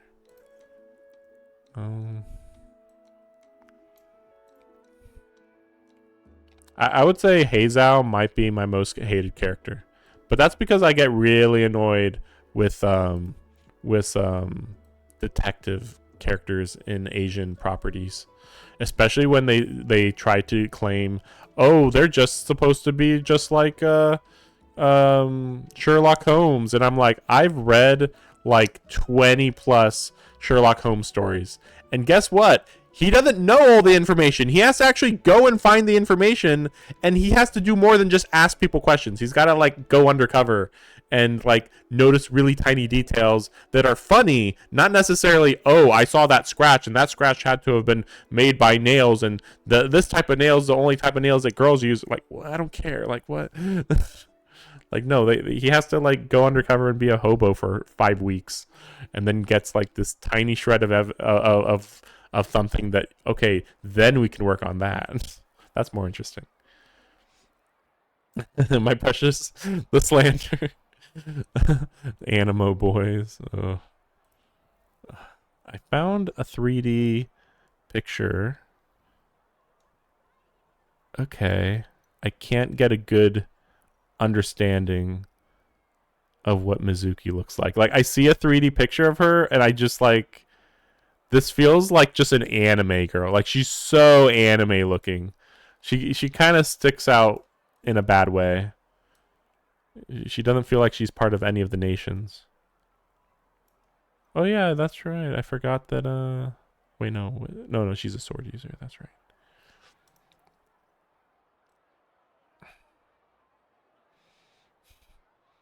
I don't know if you've played Fate Grand Order, but they got real close to making Sherlock Holmes in that game really annoying, and they at the last second they pulled back and it was fine, but they got real close. It's like this guy's been really annoying. Like, oh, I have all the answers, but I'm not gonna tell you. Like, and then after a while, that's like, okay, things are actually so complicated. He can't always be right. Yeah, Inazuma made sense, right? I mean, sure, but her outfit doesn't make you think Inazuma. Like, at most, she looks like she's from Mondstadt, because Mondstadt just has the most random stuff ever. They do have like a little bit of. I did find something where like she's got like some of the sleeve things from like certain kimonos, but it's not the most obvious kimono ever. It pretty much just looks like a maid outfit for the most part, just like a short skirt maid outfit. Yeah, she's got the.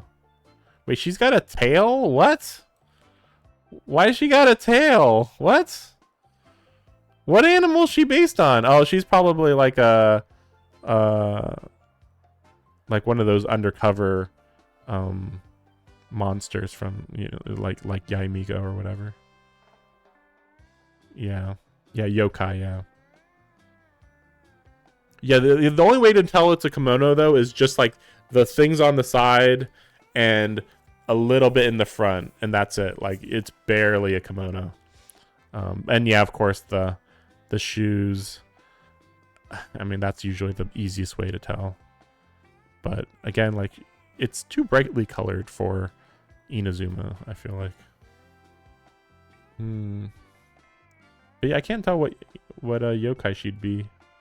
That tail does look really cool though. Oh wow. I found another one where like the tail's like wrapped around her leg. That's so weird. She's got personality. I'll give her that. But yeah, I'll wait till she's in the standard banner before I pull on the standard banner again. Wow, she must have been a great fighter to keep up with you.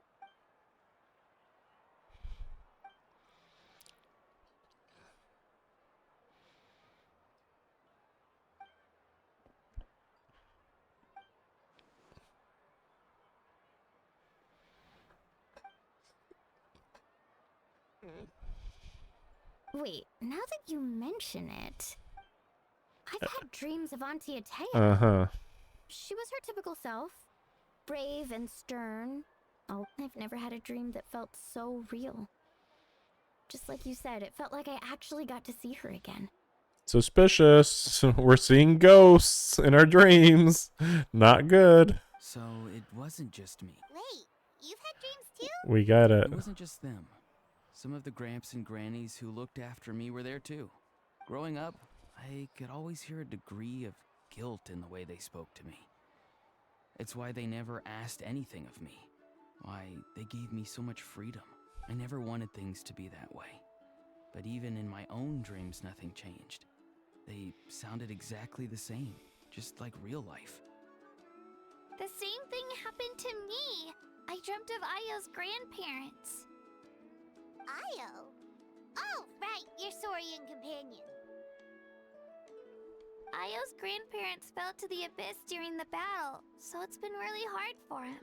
He's barely been eating. I set up a tent near his home so I could be there for him. And I had a dream that his grandparents came back. I was so happy. In the dream, Ayo seemed like his normal self again. But it was only for a moment, and then I woke up. In real life, Ayo is still struggling. He barely sleeps or eats. But it's alright. I'll be there for him.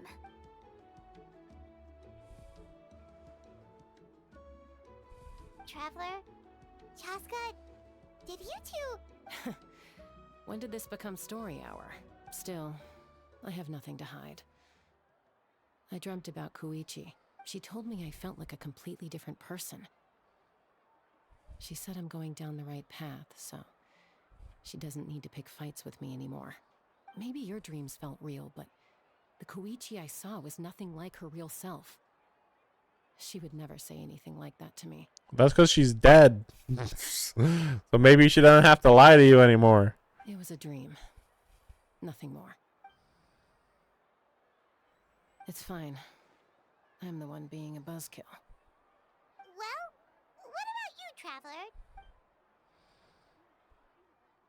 But the captain's alive, so that's a little weird. But he's probably just like in the You're Night kidding. Kingdom, I guess. The captain? No, of course not. Maybe the traveler's dream is a different kind of phenomenon. I may know the cause of the dreams. At the end of the battle, I launched a special kind of night war by using the power of the Divine Throne. Its great power allowed the Ode of Resurrection to bring back all casualties, independent of the time of victory or the possession of an ancient name. Yeah, thanks for coming out and watching. Yeah, I'm gonna be here for quite a while longer, I would say. But yeah, I'll probably just well, let's see. It's pretty late here too. We'll see. I'll probably end up stopping right before the major battle, and then tomorrow I'll start really early and finish it up, and then do the Mavwika story quest and the tribe quest with Sitlali. But yeah, thanks for watching. Yeah, see you again whenever you want to show up. Sounds great. In addition, the power of the Divine Throne revitalized the souls and memories within the Night Kingdom, allowing them to take the form of their past selves. Even after the battle, that effect still lingers. That's why those you lost were able to reappear in your dreams. But I agree with Auroron. The Traveler's dream is likely a different matter. The shamans of my tribe often receive visions of the future through dreams. Is that what you're suggesting? Yes, exactly. So, the Traveler saw the captain's future? It's still unclear, but Granny taught me how to interpret dreams. Would it be okay if I tried to take a look? If I can observe your soul, I can find out the key elements of the dream. You're thinking of the Dendro Archon, right? My tribe's power over dreams is nothing compared to that of an Archon. Observing the dreamscape requires a ritual and can only reveal static images. We also need the full cooperation of the dreamer. Otherwise, the process could be used to violate the privacy of others. Implying that he actually doesn't need our permission. Like, we're not as powerful as the Archon. We need your permission. Because then if we didn't, then we'd invade your privacy. So it's possible then. I also have a fairly good understanding of the ritual. What do you say, Traveler? Should we start the preparations? Fine. Then I'll start getting ready. We'll carry out the ceremony somewhere else.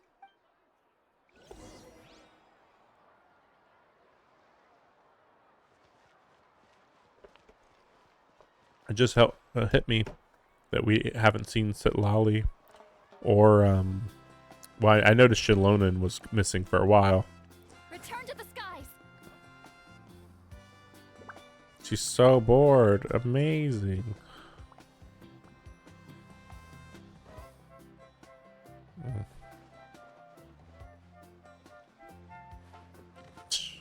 Okay, there we go.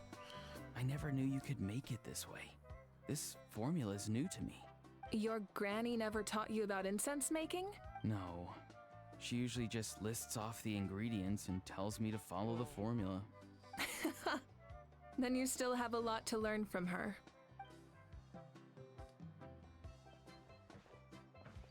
All right, we're ready, Traveler. Once you head inside, you'll fall into a brief sleep. Auroron will interpret the dreamscape, but you won't feel a thing. That's right.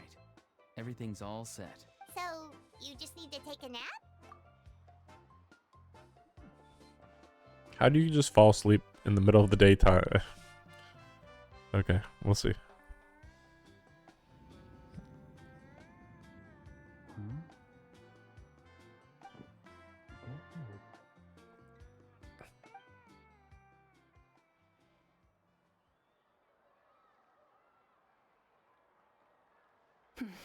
Here, have some water. It'll help to clear your head. You're awake already, Traveler? That was fast. It was enough. What did you learn, Auroron? The person next to the captain. I've seen him before. He was the one who tried to possess me back at the ruin. Huh? It was him? Guthrid, right? The military doctor? So you know that name too? Yeah, the captain told us about him when we were helping Eon-san. He was the one who developed the draft of lucidity, a drug that could help people with hallucinations. The draft? I thought it was the draught. If it's a draft, it should be spelled draft. I see. After the battle, I returned to my tribe and began searching through our records of the catastrophe 500 years ago. Even though my encounter with him was brief, I managed to track down some information. The record said he was cold and decisive. Like the captain, he was formidable in battle, but the two upheld very different ideas of justice.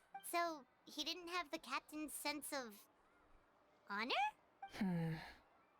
That makes sense. The best partners are those who complement each other. Wait, if there are records of all this, that must mean the captain was famous in that land. Well, I mean, yeah, he technically helped to save the country to some extent. Yes, but unless he brings up his past, few are likely to make the connection between a Fatui harbinger and Thrain, one of Natlan's legendary heroes. Wait, where did you pull that name from? That came out of nowhere. Guthrid is also a respected figure in our nation. The story of how he sacrificed himself for Natlan is a pretty famous tribal legend. But there's still something I don't understand. I'm the only one who saw him. You shouldn't be able to dream of someone you've never met. Why? Why not? And yet, the figure in your dream... I don't think that's a coincidence. I believe what the traveler saw was Guthred's soul. But didn't he die hundreds of years ago? There's no way. Well, he his did. soul Maybe he found his way to the Night Kingdom for a little bit. No. Oh? The Night Kingdom only accepts the souls of Natlan. It's always been that way. The ruler of death likely wanted to prevent the Ode of Resurrection from being abused. What a weird... What the fuck is the explanation of this freaking Night Kingdom? Oh my gosh. It only accepts the souls of Natlan. Yeah, okay. Okay, sure.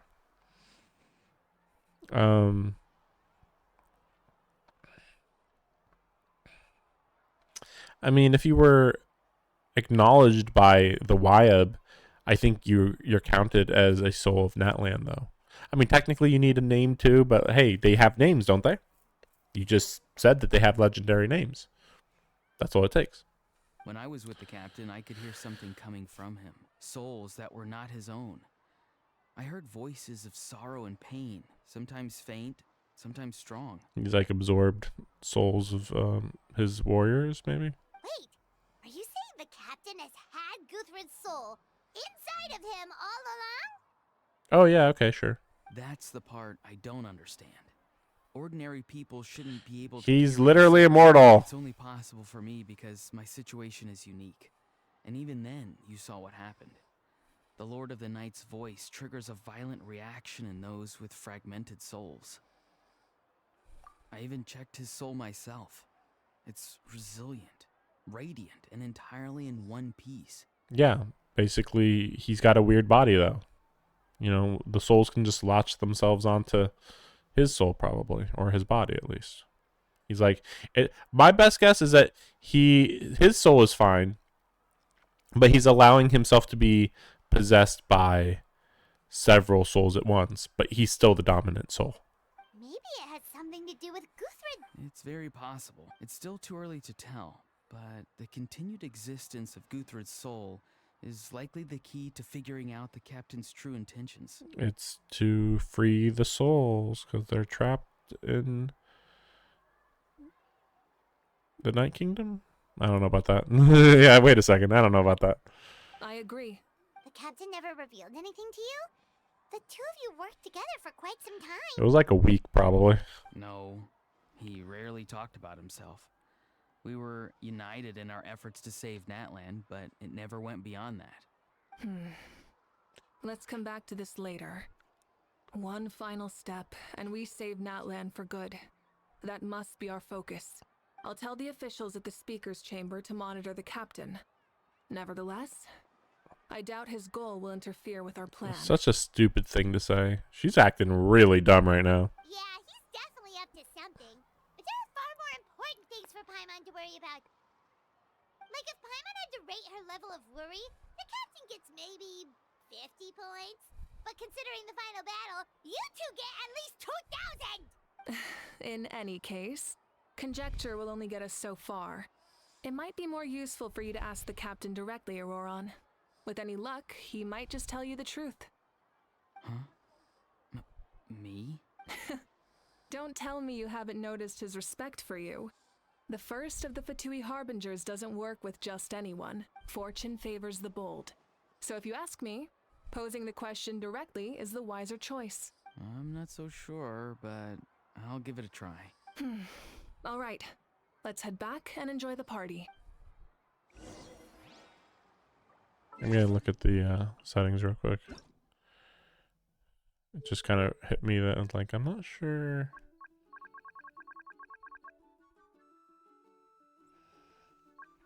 I think everything's fine actually. I was just thinking though that like the resolution could be better, but maybe not though.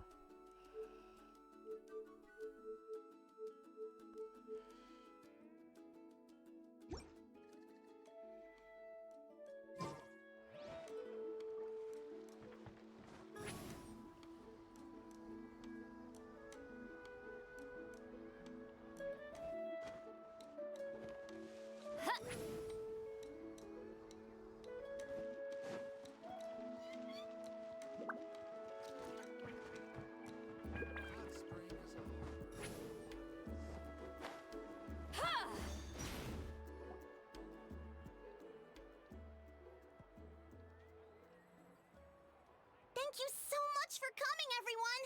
As this gathering comes to a close, let's hear it for the Pyro Archon and the Traveler one last time! Good luck. You've got this! For Natlan! Thank you, everyone. Today has meant so much to me. It's been a long time since I had the chance to truly relax. Yeah, today was great! Well, that concludes the send-off. Everyone is free to go. Any volunteers willing to stick around for cleanup, follow me! Oh, I'm in. Oh yeah, I love cleaning up. Woo. All right, I'm gonna head back to the stadium. I'm sure there's a lot of work to make up at the speaker's chamber. Wait, what happened to taking a break? There is no break from the responsibilities of an Archon. Anyone else heading to the stadium? We can go together. I'm surprised that she hasn't actually asked about the other Archons. It's like, actually, you're wrong, technically. Yeah, I'll come. There's a few things I want to pick up before I head home. No one really needs a peacemaker right now, so I think I'll spend some time with my parents. Okay, see you soon! Time for me to head back too. Oh, wait. I should stop by Aoife's place first. I need to make sure he's taking care of my radishes. Of course you do. Well, safe travels. Oh, wait! I wanted to ask something. Where was the How this whole time?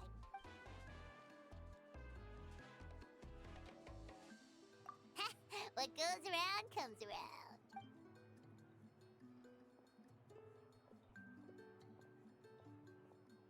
I feel like we're being way too cavalier about our ancient name.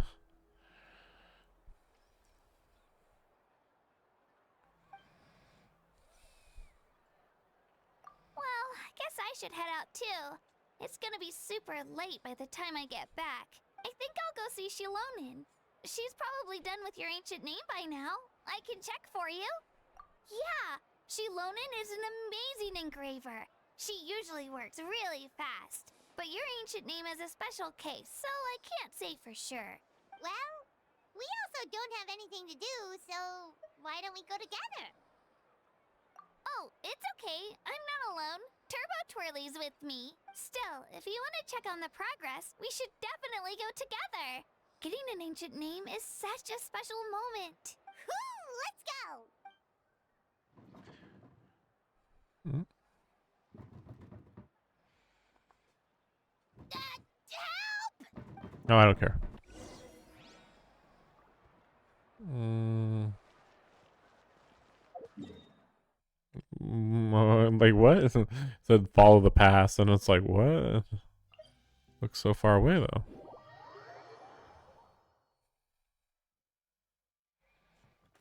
Okay.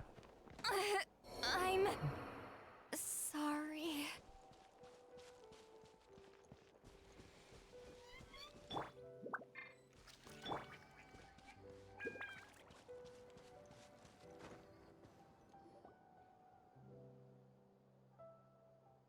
Hey, remember when you first arrived in Natlan? It was still light out, and we traveled on this road together. It was the day before the pilgrimage, and we met up with Kanich and Moalani. Wow, feels like it was just yesterday. Yeah, you saved me from the Night Kingdom, you helped us win that battle against the Abyss, and the final battle is just around the corner. Huh? Oh yeah, you're right. I was so nervous the night before the pilgrimage, but your words of encouragement made me feel a lot better. I slept so well that night, and earned the best score I've ever had in the pilgrimage. So, if you're nervous, traveler, maybe I can encourage you this time. I've learned so much from you, but I doubt I can return the favor. Oh, don't worry, I'll be rooting for you. And if you need help, I'll always be first in line. I bear the ancient name Uthabiti. That means I'll never give up. So, I guess the only piece of advice I can give you is, don't back down. Alright, let's keep going. Wait, where am I going? What? No, we're going backwards? Okay. Right, because we're going back to Shalonen. Wait, what? Did that make sense to go there? Yeah, I guess so. Yeah, over there. Okay. Yeah, okay, that makes sense. I'm like, am I missing something here?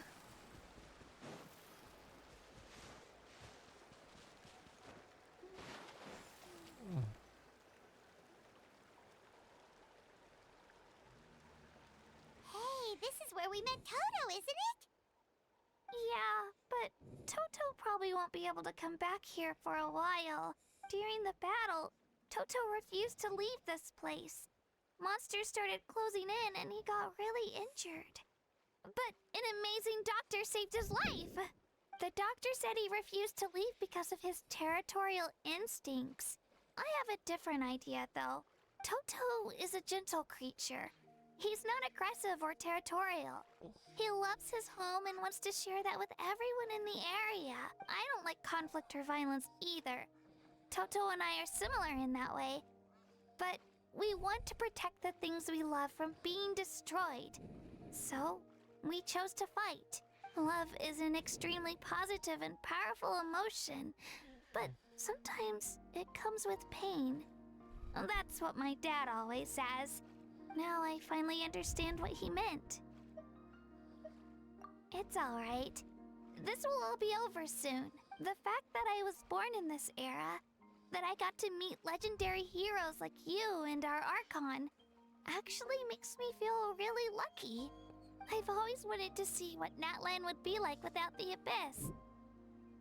And now, that day is just around the corner.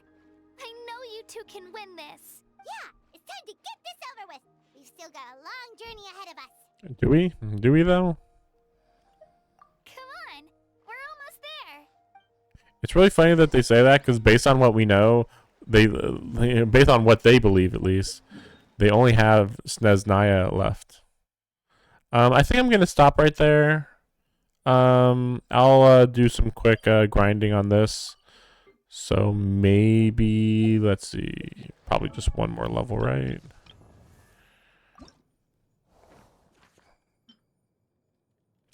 Yeah, I'll get her to level 80 at least.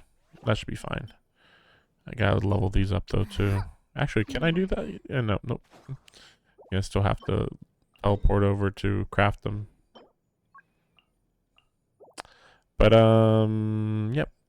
Okay. See you guys next time. Let me think real quick. If there's anything else I need to consider. No, I think that's everything. Yeah, I'm gonna do these two tomorrow.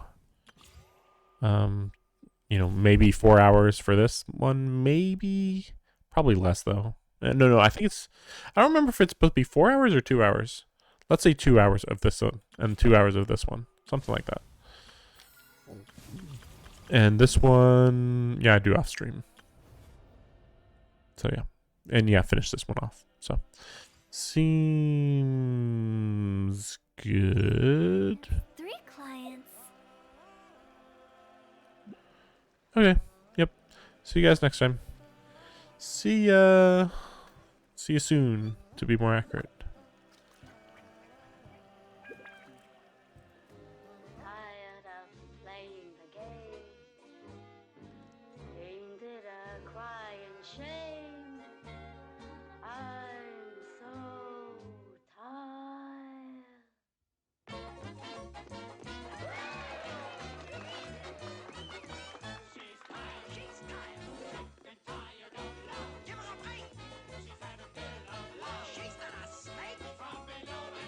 Let's face it, everything below the waist is kaput.